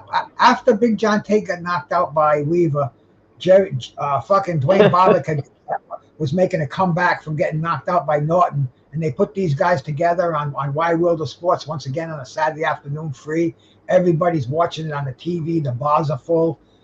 Once again, Dwayne Bobbick, a knockout in the first round. I Wow. mean, he was just a sucker for the Wow. right hand. He could not avoid an overhand right. Ken Norton had a fucking killer one, and John Tate, Oh he yeah. developed a killer one within 30 seconds when he saw how easy it was to land. But Mhm. interesting fucking little 1 round short fights to John Tate beat Coetzee, right? He beat Coetzee in South Africa. yeah, he went to no, he got beat by Coetzee. Oh, he got beat No, by but Coetzee. Okay, yeah. not I got it. not Yeah. Coetzee, Canotsi. When Canotsi Yeah. came to this country from South Africa, Mm. Aaron brought 3 South Africans with him. He brought Canotsi, he brought Coetzee, and he brought this other guy named Koronicki. And fucking Canotsi, he was considered the best out of the bunch. And and they put him in there with Dwayne Bobbick. Everybody thought Bobbick was making his comeback, would beat him, and fucking overhand right. Another fight to watch, man. It's like magnet and steel, and it's just the overhand right. He couldn't get out of the way of it, and he just got that was like the twilight of his career. But in the beginning, he like I said, he went 50-0. They gave him fucking cheese, fucking cream puffs and setups and fucking. I'm sure guys got money to take dives and every other fucking thing, but Right. he was the Great White Hope. Howard Cosell thought he'd be the heavyweight champ, and Why don't I remember him? if he had beat Ken Norton, he was going to get $10 million to fight Ali. Mm-hmm. I remember, of course, Jerry Cooney and all of them. Well, he was big in the, like I said, he was a 72 Olympian, and knocked out by Teofimo Stevenson. Then he turned pro, and he was, he boxing was making a comeback on TV. It wasn't quite like after 76, but there were quite a few fights being shown on Wide World of Sports, and you catch him on Prime once in a while before cable. But yeah, Dwayne Bobbick, he was the all I can say is the Great White Hope. That was the tag stamp. Billy Conn was the original one, though, right? Billy Conn, yeah, this was way after Billy Conn. Billy Conn was before my time. Dwayne Bobbick, I was a fucking young man watching him, I was smoking weed watching him play. That's the first fight I seen of the Brown Bomber, was the one against that dude. Oh yeah. Yeah. And shout out to Jerry. Shout out to Jerry Cooney. Jerry Cooney was a real cool cat. We had him on the show, and that was that. You know what I'm saying? Like he wanted to do. He invited. If you watch that show, he invited us to do like some live commentary for the fights, but that that negotiation turned out to be a little extra, so we didn't work that out. But he was a cool cat, though. He was a cool cat for what it's worth, to be honest with you. So shout out to him. All He's been right, on The we got another Simpsons, by the guest way. that stepped Oh up yeah. here, the Flushing Flash, one Mr. Kevin Kelly. What's up, Oh, Kevin? nice. What's up, Kevin guys? Kelly, What's going on? Wagwan brethren, Wagwan brethren, eh? Eh? Hey, Hey, how you man. doing? How you doing, What's Blood, going Fire, on? Ross, Claude? How you doing? Hey, how you doing? Bumbaras, eh? You I'm gonna know, tell, things are good. yeah, Kevin, man, you should have a better accent than that coming from Queens, brother. Nah, I get that's as far as it goes. You know what I'm saying?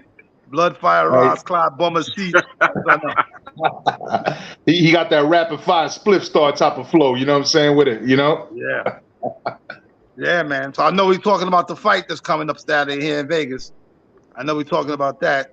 We talk about a bunch of stuff, man. Yeah, but like I said, you know, that's the biggest thing right now. I think the era is coming back. If you got undefeated fighters fight each other, we're gonna have great, great memories, and that's what this is about. This ain't about someone the unification, but it's more about that to have the undefeated fight the undefeated. When Sugar Ray fought Duran, when Hearns fought Hagler, you know, different guys with different dramas that run the sport, put them in a ring together, to take the risk, all the risk.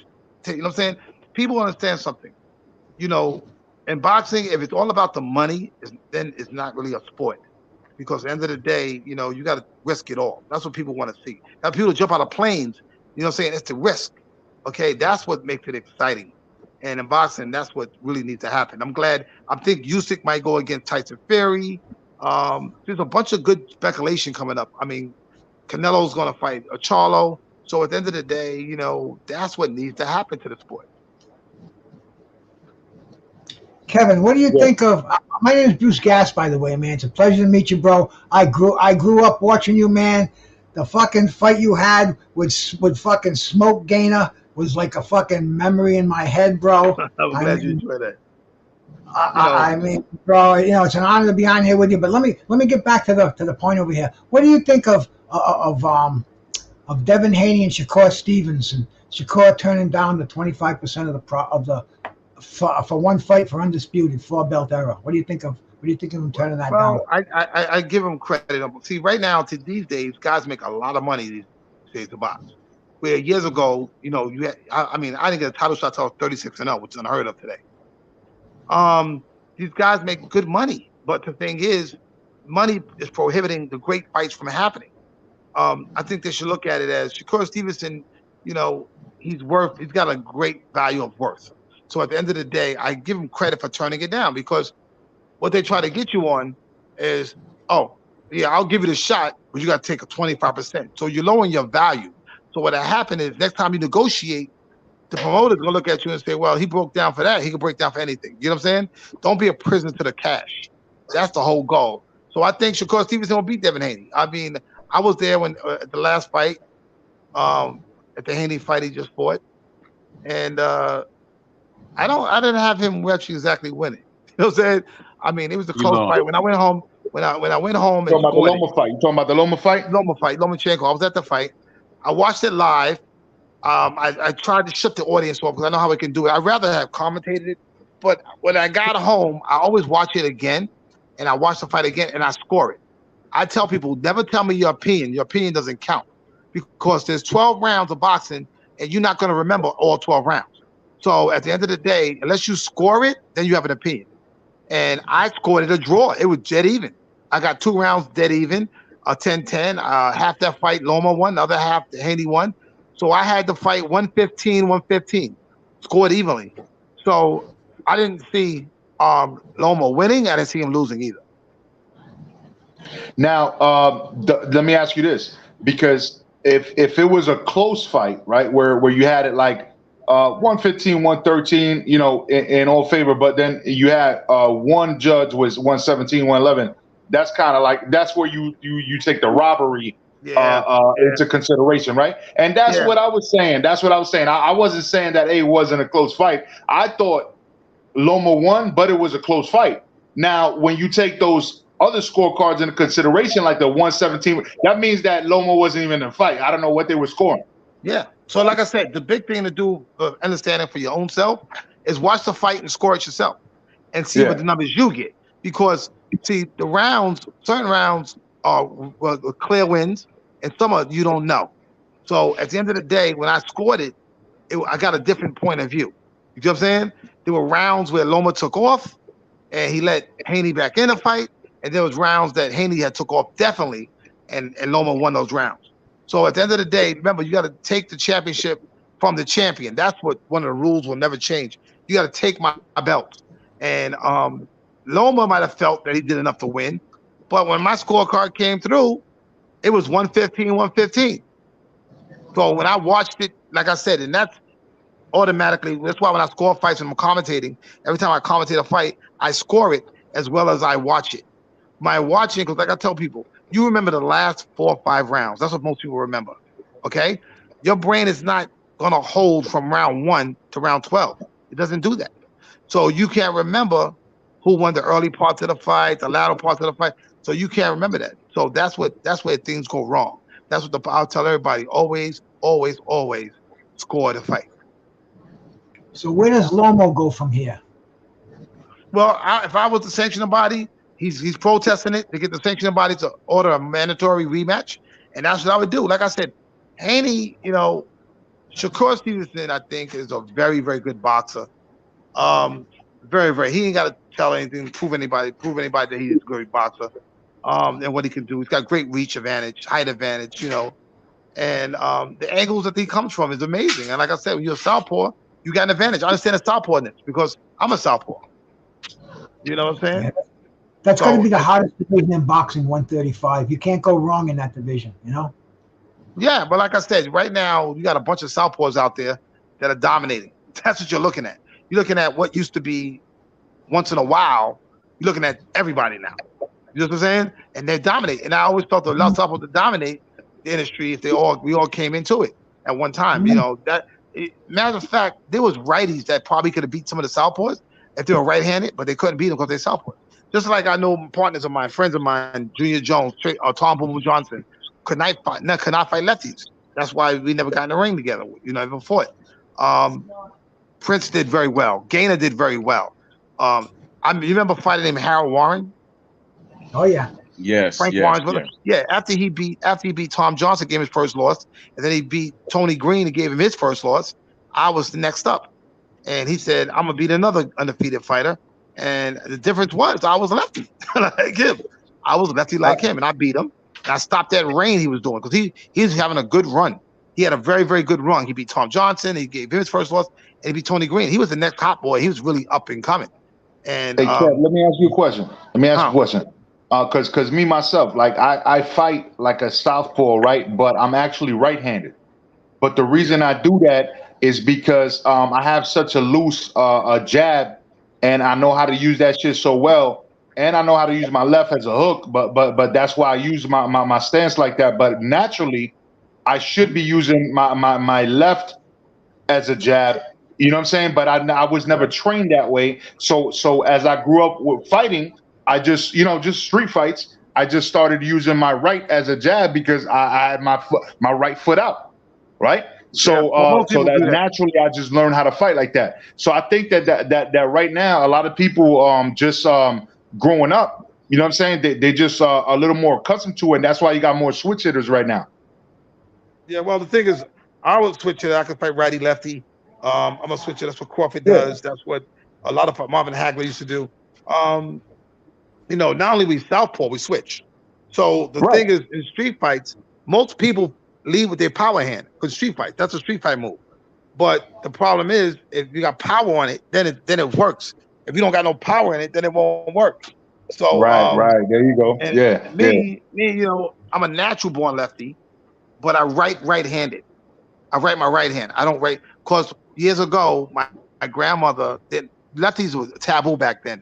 So when I was coming up, so my grandmother made me write and eat my right hand. That's why it's weird. Most of it's like God getting me ready for what's coming, right?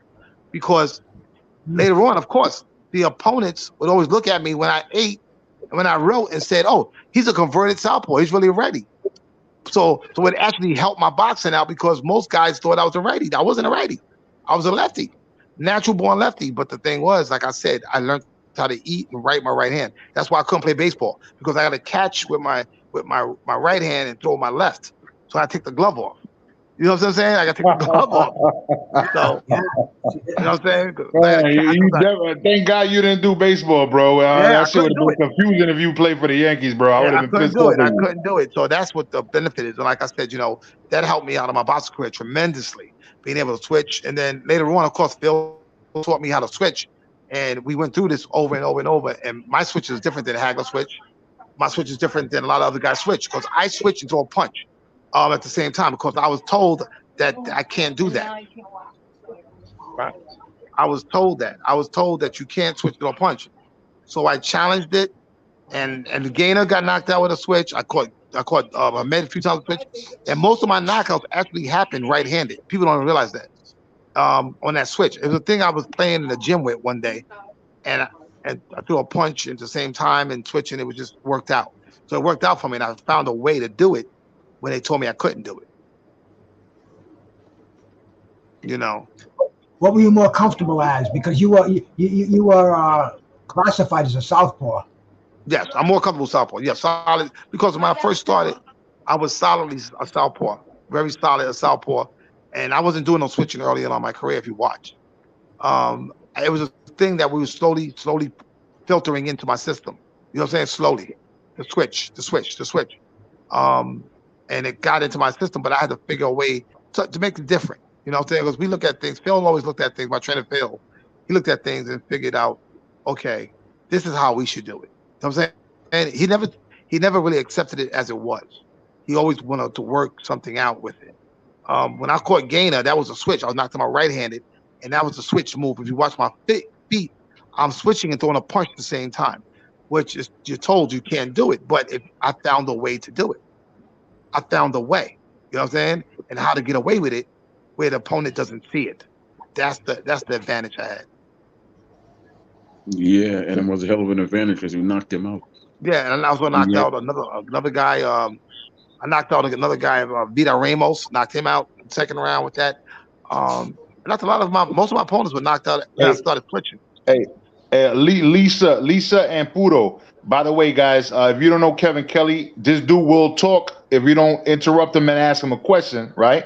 And that's my guy right there, right? So you got to ask him a question, right? But so since nobody's asked a question, I want to ask him a question real quick. So since you're talking about the switching and stances, I want to ask you about the fight this weekend, which I think that was the main reason and stuff like that. But after that, yo, Pudo, Lisa, Kevin Kelly is rapid fire. He's rapid fire.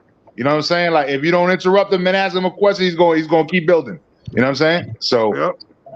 Yeah. How you doing? Salute. I'm Puro. Like he was saying, I really don't have a question. You're cooking, but I grew up watching you, so I followed your whole career, so I really got no questions. But go ahead. Thank you. No problem. Thank you. Kevin, you see the comment by Big Tasty? I don't respect most weight bullies like Shakur. I don't see Shakur as a weight bully. I don't see him as a bully either. Like I said, I think he's saying that because Shakur's always saying things that are very aggressive. But we're boxers. You're supposed to be aggressive. You know what I'm saying? Like, I mean, you got to talk highly of yourself. If you believe you can't win, you believe you can't beat everybody, you're right. You're 100% correct. So, Kevin, in boxing, we all all got to believe. stop you right there nowadays because, fighters won't fight each other now if they talk to each other too hard. Well, I ain't gonna fight with him because he talking stuff. I ain't gonna fight with him. Yeah, we can't. Like I said, you got to make lions out of men. And at the end of the day, me, I was chasing guys and running guys down. And if you want to fight me, we fought. I didn't avoid you. I fought you because you thought you could beat me. I want to prove it. And that's what this game's about. And Shakur Stevenson, I like his attitude. I like his attitude because you know why? He's saying, okay, guys, let's sign this contract. Let's go. He wants to fight these guys. He wants to commit. And that's the whole thing. You have to commit to get in the ring with these guys and make this fight legendary because your career is going to be not known at all. Okay, you're going to be forgotten. So if you don't make a statement, okay, that means you're okay with that. You know what I'm saying? You got to make a statement. Like, even Charlo fighting Canelo, that's a statement. That's a statement. That's a damn shame. Yeah, it's a damn shame too. But listen, what do you see if Tank fights, Stevenson right now? How do you see that fight going? I think the only person, me personally, the only person that can beat him is maybe Shakur Stevens. Because he's a great boxer, because he's a very good technical skill. He's not going to commit. See, the thing about Tank is that when you commit, see, you got to understand something. A guy that can punch like him, people would ask me about me if I had to fight him. Okay, you can't commit. You got to stay very disciplined. You got to stay in your boxing mentality. You got to stick and move, stick and move. You can't stay in the pocket with him because if you give him opportunity, he'll take advantage of it. He's gifted. Some guys are gifted. You know what I'm saying? They're gifted, and he's one of those kids that are gifted. Like Joanne Ennis is gifted. Okay, you know, some fighters I look at, I say, oh, he's gifted. He's definitely gifted. The monster, he's gifted. Okay, certain guys are gifted. They know how to work around certain things and things that are not possible, they make possible. And I think Tank, like I said, if you psychologically fall victim to his psychology, okay? When he's doing something, you fall victim to it. If you fall victim, he'll knock you out. He'll knock you out, and it's amazing. Like I said, when they told him that he was down the cards, okay, with Rolly. I mean, think about it. And I give Calvin Ford all the credit. Let me tell you something. With he fought Ryan Garcia. When he fought Ryan Garcia, he told Ryan Garcia what is he going to do. He told him what not to do. Ryan Garcia didn't have the information. He even told him that he's not ready. So the idea is that you got to come into the ring with a boxing IQ. You got to know, okay, and that's where this lies. You know what I'm saying? God gave me a gift also, and it was great for the eye. That to see Ryan Garcia throwing the hook. Why didn't he throw the uppercut? You know what I'm saying? That's Like, a damn good question. He should have think about thrown it. that punch. No, think about it like this. Because Ryan, what you call it? Tank told him that you're going to throw the hook. He told him this in the press conference. You're going to throw the hook. You're going to throw the hook. He Right? got in his You throw the face hook. and told him that. Right? That means he's trained for it. So at the end of the day, if I would have faked the hook and threw the uppercut, he would have ran right into it. You know what I'm saying? Right. And that's where this fight goes wrong. That's why he told him in the press conference. He said, you don't know the boxing fundamentals. You don't know the basics. You don't know them. And Right. so, But you know what, and Kevin? yeah, You actually mentioned Calvin Ford. If you mention Calvin Ford, you got to give props to Marvin McDowell, who basically trained Calvin to be a trainer. yeah. But So like I yeah, said, it's amazing. Like I said, you know, I never studied the fighters. I always studied the trainers. That's how I fought these guys and beat some of these guys. I never studied the fighter. I studied the trainer because the trainer is where the information is coming from. So this is a gift I've given to the world that's how it should be studied. Why would you study the fighter? He's the product. I wouldn't study the fighter. Study the trainer. You know what I'm saying? The trainer is giving the information. I want to know what he knows. And if I know what he knows, I know how to beat it. And that's how you go about it. So you're the Warren Buffett versus the Elon Musk of boxing. Yeah, well, like I said, if you You know what study, I'm saying? yeah, you gotta be smart these days. And like I said, the best fighters don't win; the smartest ones do. And that rule is very simple. With Tank's very smart. Shakur Stevenson's very smart. And I think Shakur got the edge on Tank because he's like the matador and Tank's the bull. And Tank's gonna get inside. And he's very good at finding ways on the inside, making you make mistakes and capitalizing off those mistakes. He's very good at that. But Shakur Stevenson's IQ is so smart. He's so clever. You know what I'm saying? He's so clever. Tank could box now too, So Kevin. You know Kev, he could box. yeah, He definitely could box. and Kev, I apologize, but did you give your prediction for the fight, Crawford versus Spence? I'll give it to you right now. Crawford. I think Okay. Crawford's gonna win the fight. I think he's Yes, gonna win the 12 round break it decision. down. Yes, sir. You know, I mean, I can't make no money betting on Crawford, but you know what I'm saying? No, Spence is where you just make the break money. it, just break it down from your intelligence, because you're an intelligent man that knows boxing. Just for the casuals that are listening, break it down at least for them. You know what I'm saying? Okay. And Okay. it is what it is. Yeah, well, Crawford is a very intelligent guy, and the thing about Spence is that he hasn't performed ever since the car accident. There's some questions that he thought he got his teeth knocked out. So when you got that in the back of your mind, certain things from a car accident, it kind of prohibits you a little bit. Okay, you got to have that I'm ready to die attitude, and Crawford's got that attitude. And the thing is, you got to kill him to get him out of there.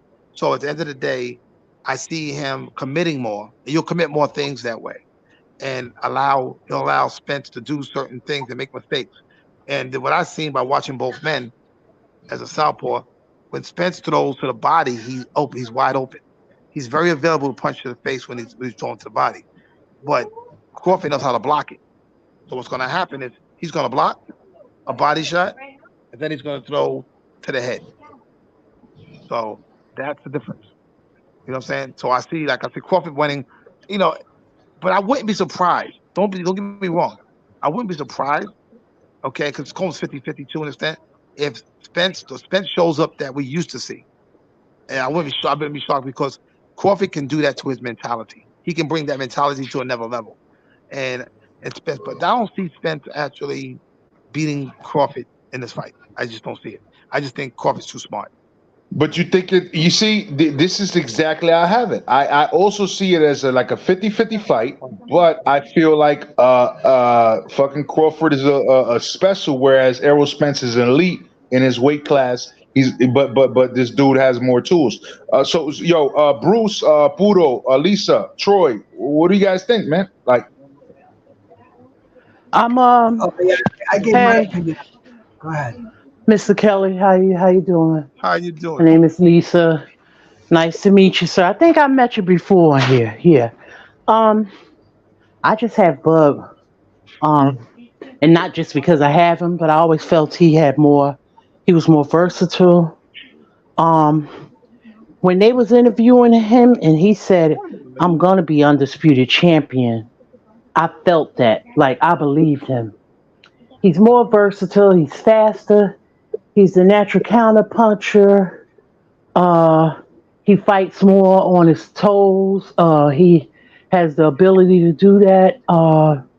He has power. Spence has power too.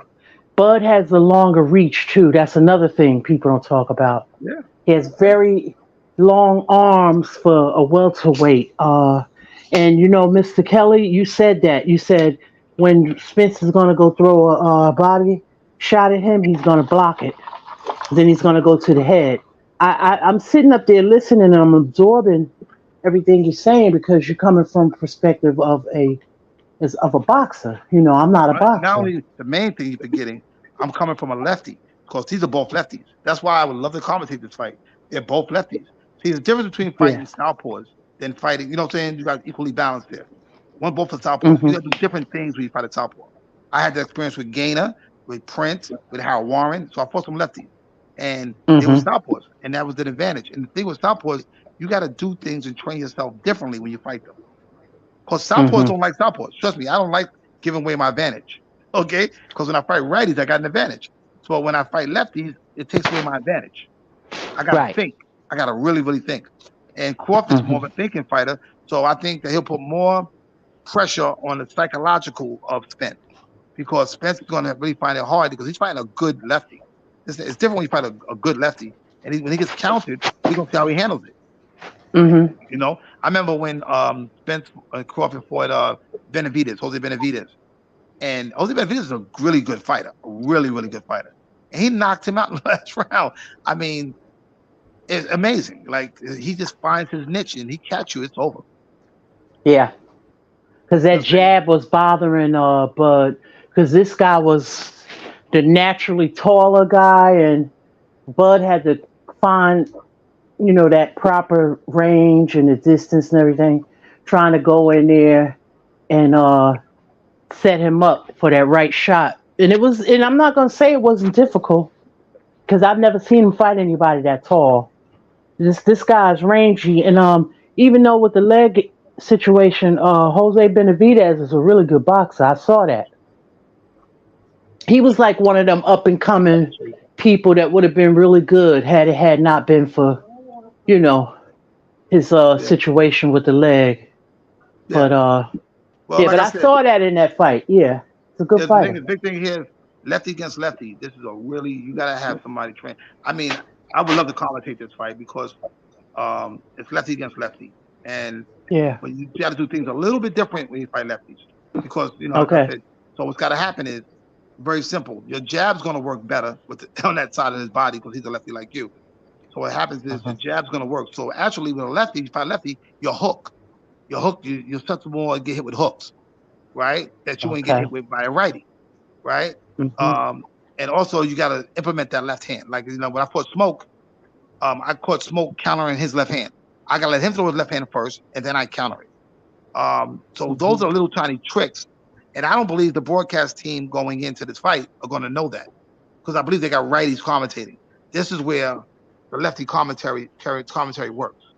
You know what I'm saying? Mm-hmm. So that's how Yeah. I think in my brain that who's going to know what are they going to have? They're not going to have a southpaw commentator. Mm-hmm. Well, you got two Hey, are lefties. you going to the fight? No, I like watching fights. Me, only way I go if I sit ringside and commentate. I Oh, would go to okay. fight that way. Well, you're gonna be commentating at home, or even if you go live, you're gonna be commentating at home with your part. I know you're gonna have some people over. Probably more or less. Let's see what happens. Yeah. You know, I have my Hey, manager call Showtime. let me ask you about the judging that's been going on lately. I mean, there's been some real bogus decisions, and you just mentioned you watched a fight. Everybody had a different outcome of it, and you have to sit there and judge it. And we just saw Cambosos the other night. It was a decision everybody thought should be in the toilet. But anyway, what if this fight goes to the cards? Go ahead. Sorry. Go ahead. No. If this fight goes to the cards, you think there could be any shenanigans going on with the judges, because they've been awful questionable as of lately. Well, they both on PBC, so I don't know. We're gonna see what happens. Like I said, I think Crawford. I know Spence with PBC, but we're gonna see what happens with Crawford. Did you watch Cambosos and Maloney the other night? I actually missed that. I'm not a convulsive. I really didn't really care for that fight. I watched the end of it, but I really didn't see much of it. Wait. Because the judging was deplorable. Maxie Hughes should have won He the won. fight. Maxie Hughes won, in my opinion. Yeah, well, like I said, we're gonna see. Like I said, boxing right now is questionable. Sometimes these decisions, either they're done by promoter, and some guys are on promotional teams, and it seemed like the fighter that was just like I was at the Martin fight. Visually live, I saw Martin maybe having a draw at best, if that. I didn't see Martin winning that fight. Now, did this go on in your day as well? No, not as much now. I think it's a little bit more flagrant these days.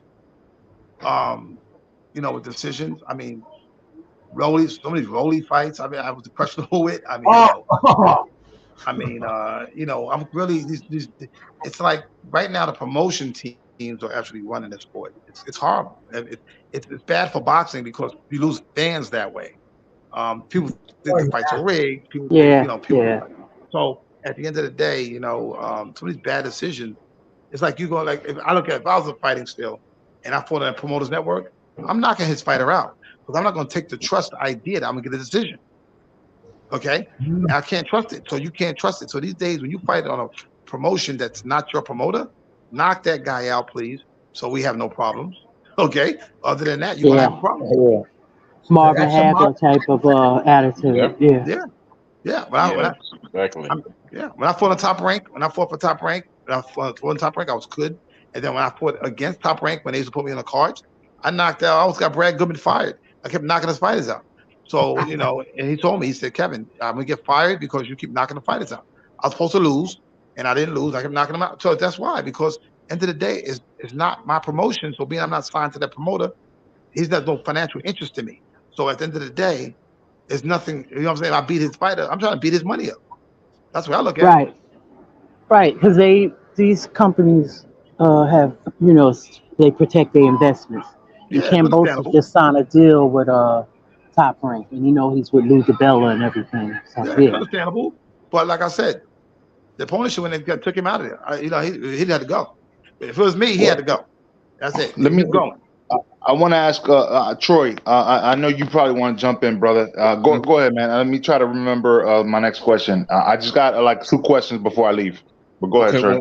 Well, Kevin, I was going to ask this Crawford Spence fight. It took 5 years to make. So, do you think that took some of the steam away? And if you had to compare it to another great fight at the same weight, what would you compare it to? The waiting process is bad. That didn't help it. It could have helped it a little bit, but what I'm seeing is that Crawford wanted to fight Spence. I don't think Spence wanted to fight Crawford. You know what I'm saying? It looked that way to me. That's the way it came off to me. And I don't think Spence took Crawford serious. You know what I'm saying? And that was his goal. His goal was to eventually fight Spence. and it's always money, and I think, like I said, it's always money. And I remember when Crawford said, "I'll give you 25 million, I take 25 million, and we do the fight," and it didn't seem to work out that way. But Crawford having one belt, Spence having three belts. Me, the way I looked at it was I would have fought you guys first before Spence got a chance at him. So I had two belts, more of a balance. You know what I'm saying? You got two and I got two. You know what I'm saying? I would have did that more or less, because the way I felt about it was, when you go to the table in negotiations, you try to negotiate your worth. Okay, people have an advantage to take advantage of you because they're saying, "Well, you need me more than I need you." And this is most fighters today know the business. So what they're doing is they're using the numbers against the opponent. So this is the age we're dealing in now. We're dealing with boxing business 101, very heavy now. Right, right. But do you think the 5 years, it took something away from the fight? And if you had to compare it to like another great fight at 147, where would that fall? Yeah, I don't know if the weight took it away. And if I gotta compare this to a fight, almost like Sugar Ray Hagler a little bit, only because of the waiting Really? time. You know what I'm saying? Sugar Ray fought him at the right time, and that's the comparison I would give to it. But the waiting, like I said, I don't think Spence really believed. It seemed to me that I never heard Spence beating the door down of Crawford, but I heard Crawford beating Spence's door down, and that's why I think it's working the way it is working right now. You know what I'm saying? So, like I said, I think Crawford's the favorite. Longer reach, boxing IQ. He's hungry to get the victorious. I mean, if he does, just think about how great he was at lightweight. He became undisputed, and becomes undisputed at welterweight. That's amazing. He'd be the most amazing fighter of our era. That's true. I heard Tarver say something though, and Tarver's another southpaw.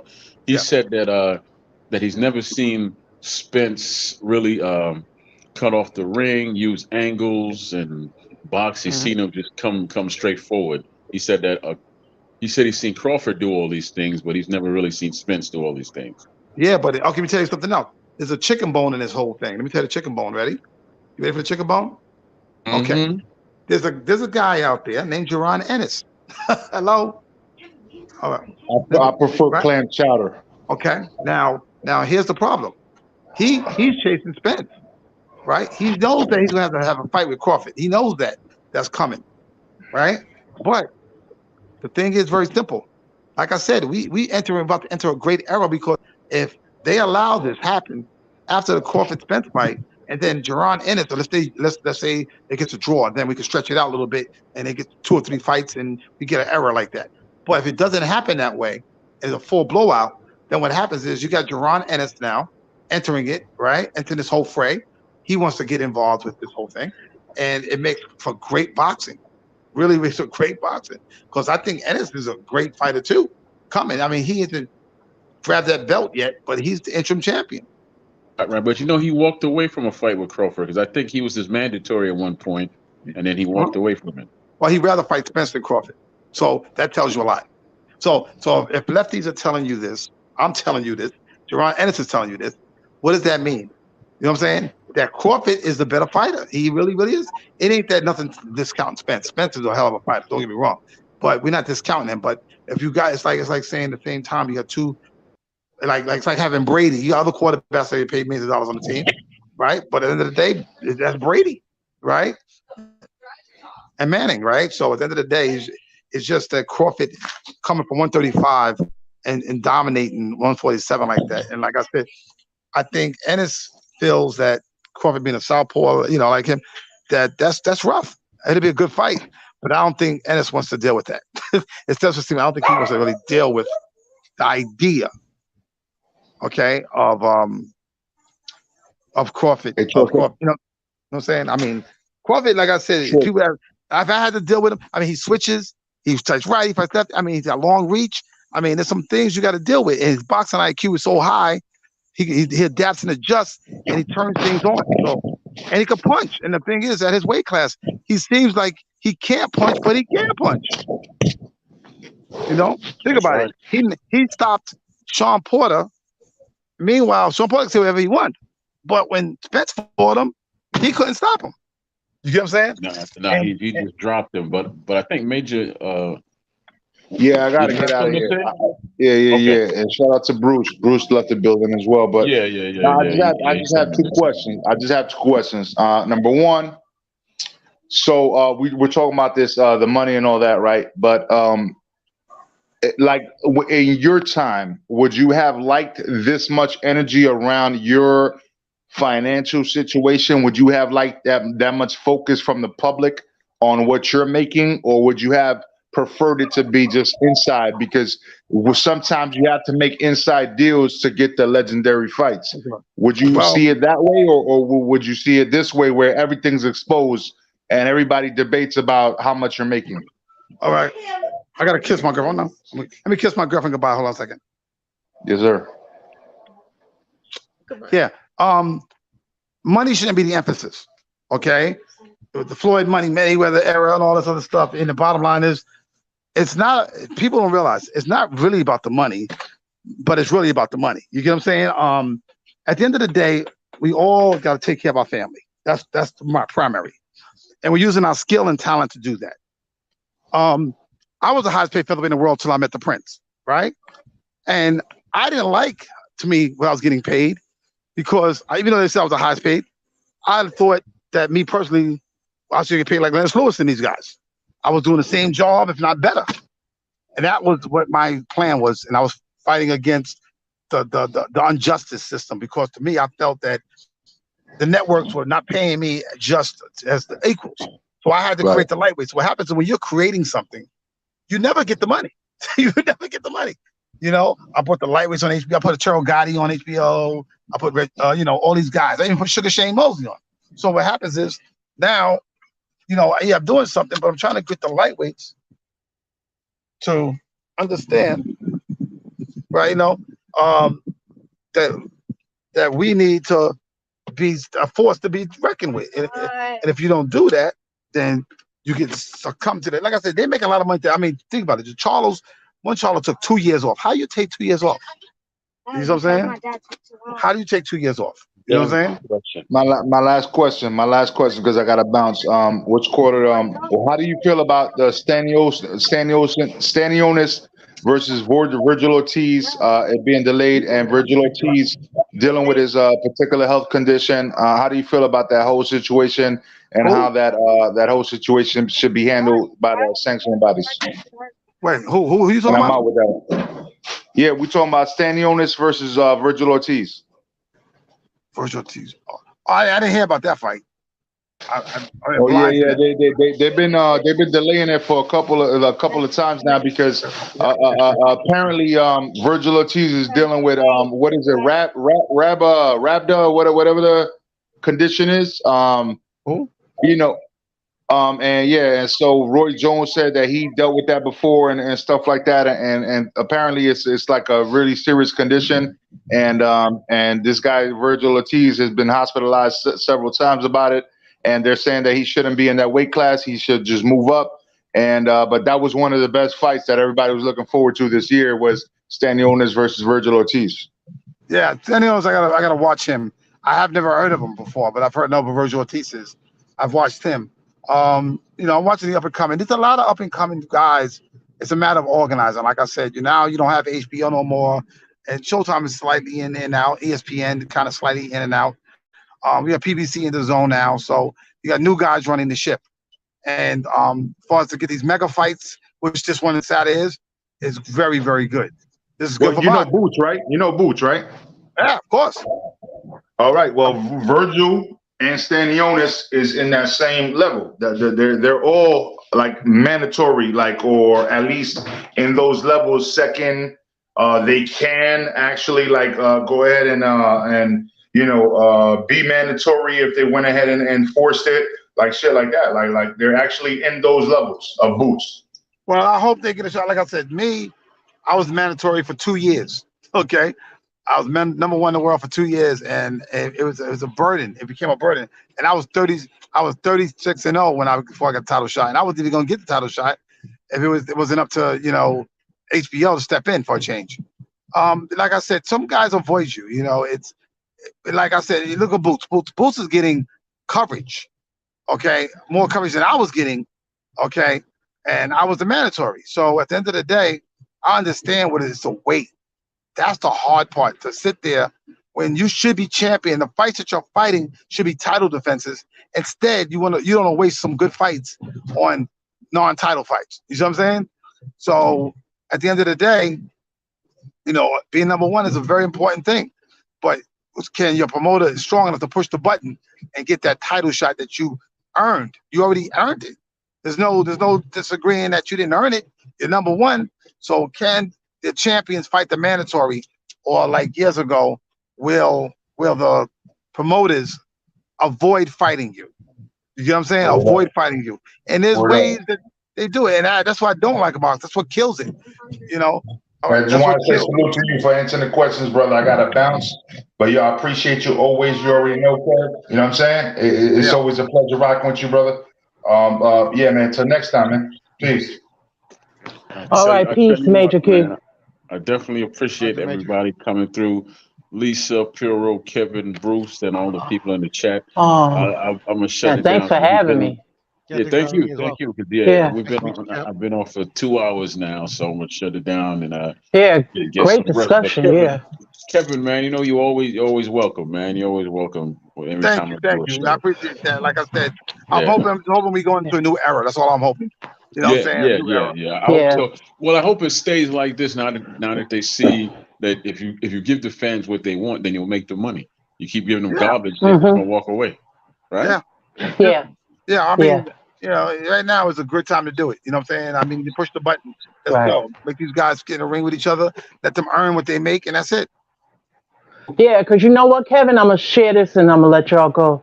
You know what? I noticed since this fight is being made and some of the other ones, I haven't been hearing no talk about the Jake Paul stuff. Hallelujah. Hallelujah. Mm-hmm. I can't convince you to make a comeback, can I, champ? Yeah, but me and Prince get together. I know. I guess he's new dude. I guess he's new dude. So I'll bet money that he'll hit any of these guys with you. Me and him would be great together. Like I said, for these exhibitions, everybody wants us to get in the ring again. That's all I hear about when I see people. Oh man, what's the chance of you and Prince fighting again? You know what I'm saying? I mean, I think we should go in the ring and do an exhibition. He lives in Dubai. I talk to him from time to time. He calls me, and how much does he weigh now, brother? How much does he weigh now? He weighs 200 pounds. I weigh about 165. I'm still wearing the same clothes as you can see me. I got same clothes on.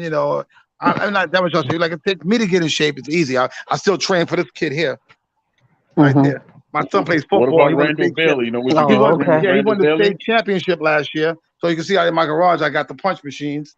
See that to hit your back and stuff like that. So at the end of the day, I'm still working out from time to time. I train kids in the gym from time to time, and I stay fit. And God has blessed me. So at the end of the day, I have this blessing. So you're not injured, and I'm not hurt. I didn't get hurt in boxing. So you carry that stuff with you.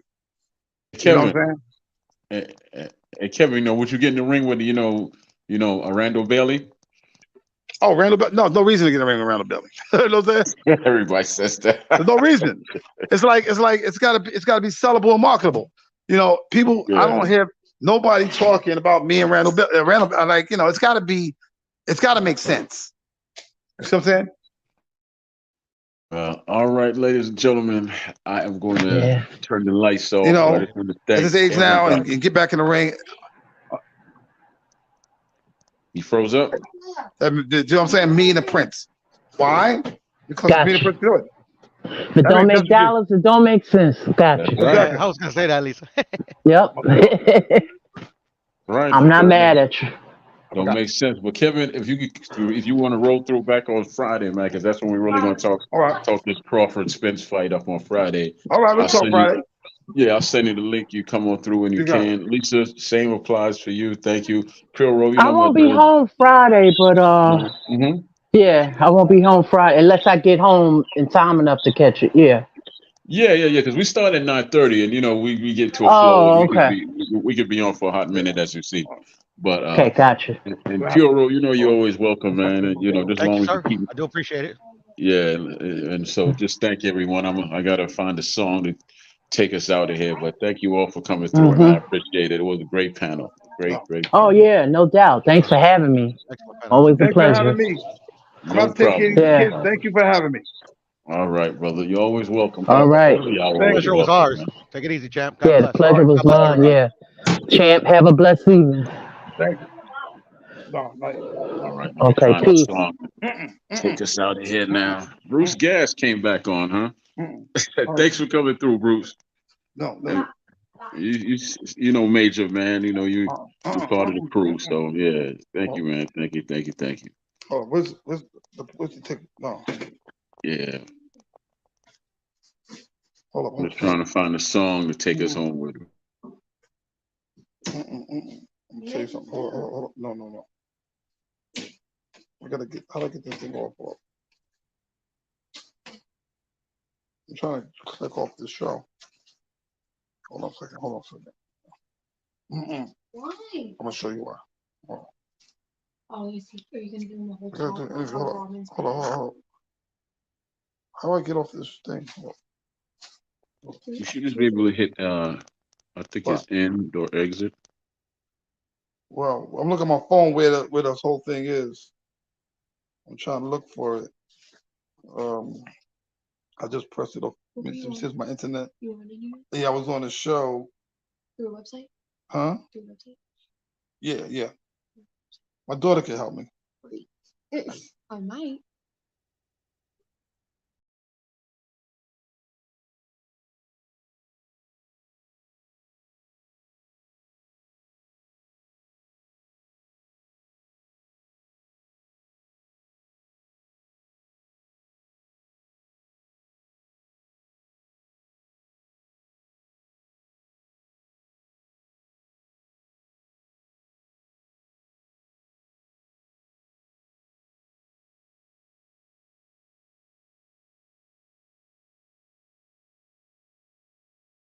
I'm still here. I'm just looking for a song, ladies and gentlemen. Looking for.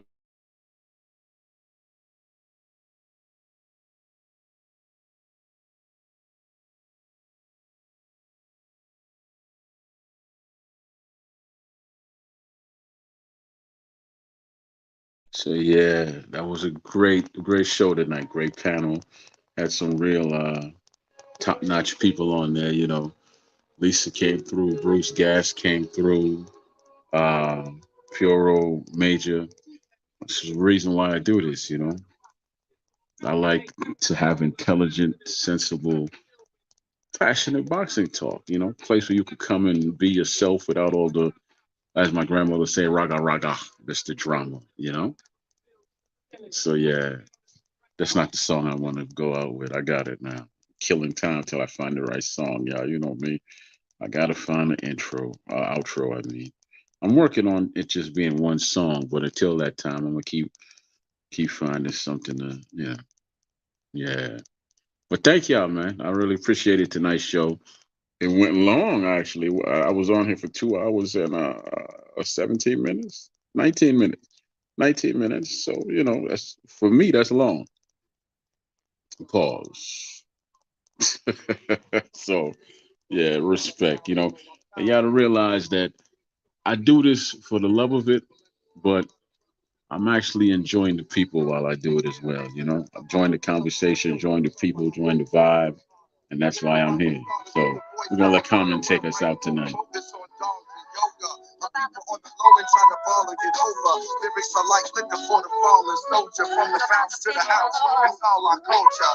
Every day we hustling, trying to get them customers. While we ain't trusting them, thick bras, we lusting them. Sick and tired of punching it. I look on the bus at them. When I see them struggling, I think I'm touching them. About the people. About the people. About the people. About the people. This is street baby ego for unsung hero. Riding in the Rico, trying to stay legal. My daughter found Limo, I found the new primo. Yeah, you know how we do it for the people. The people said that I was sharp or cheeky at the Grammys. No, they tried to India, I beat me. Got backstage. Respect and big up and bless up yourself. I will see you tomorrow. That's discussion Thursday. No boxing discussion Thursday. I'll come up with a thought. Bless up yourself.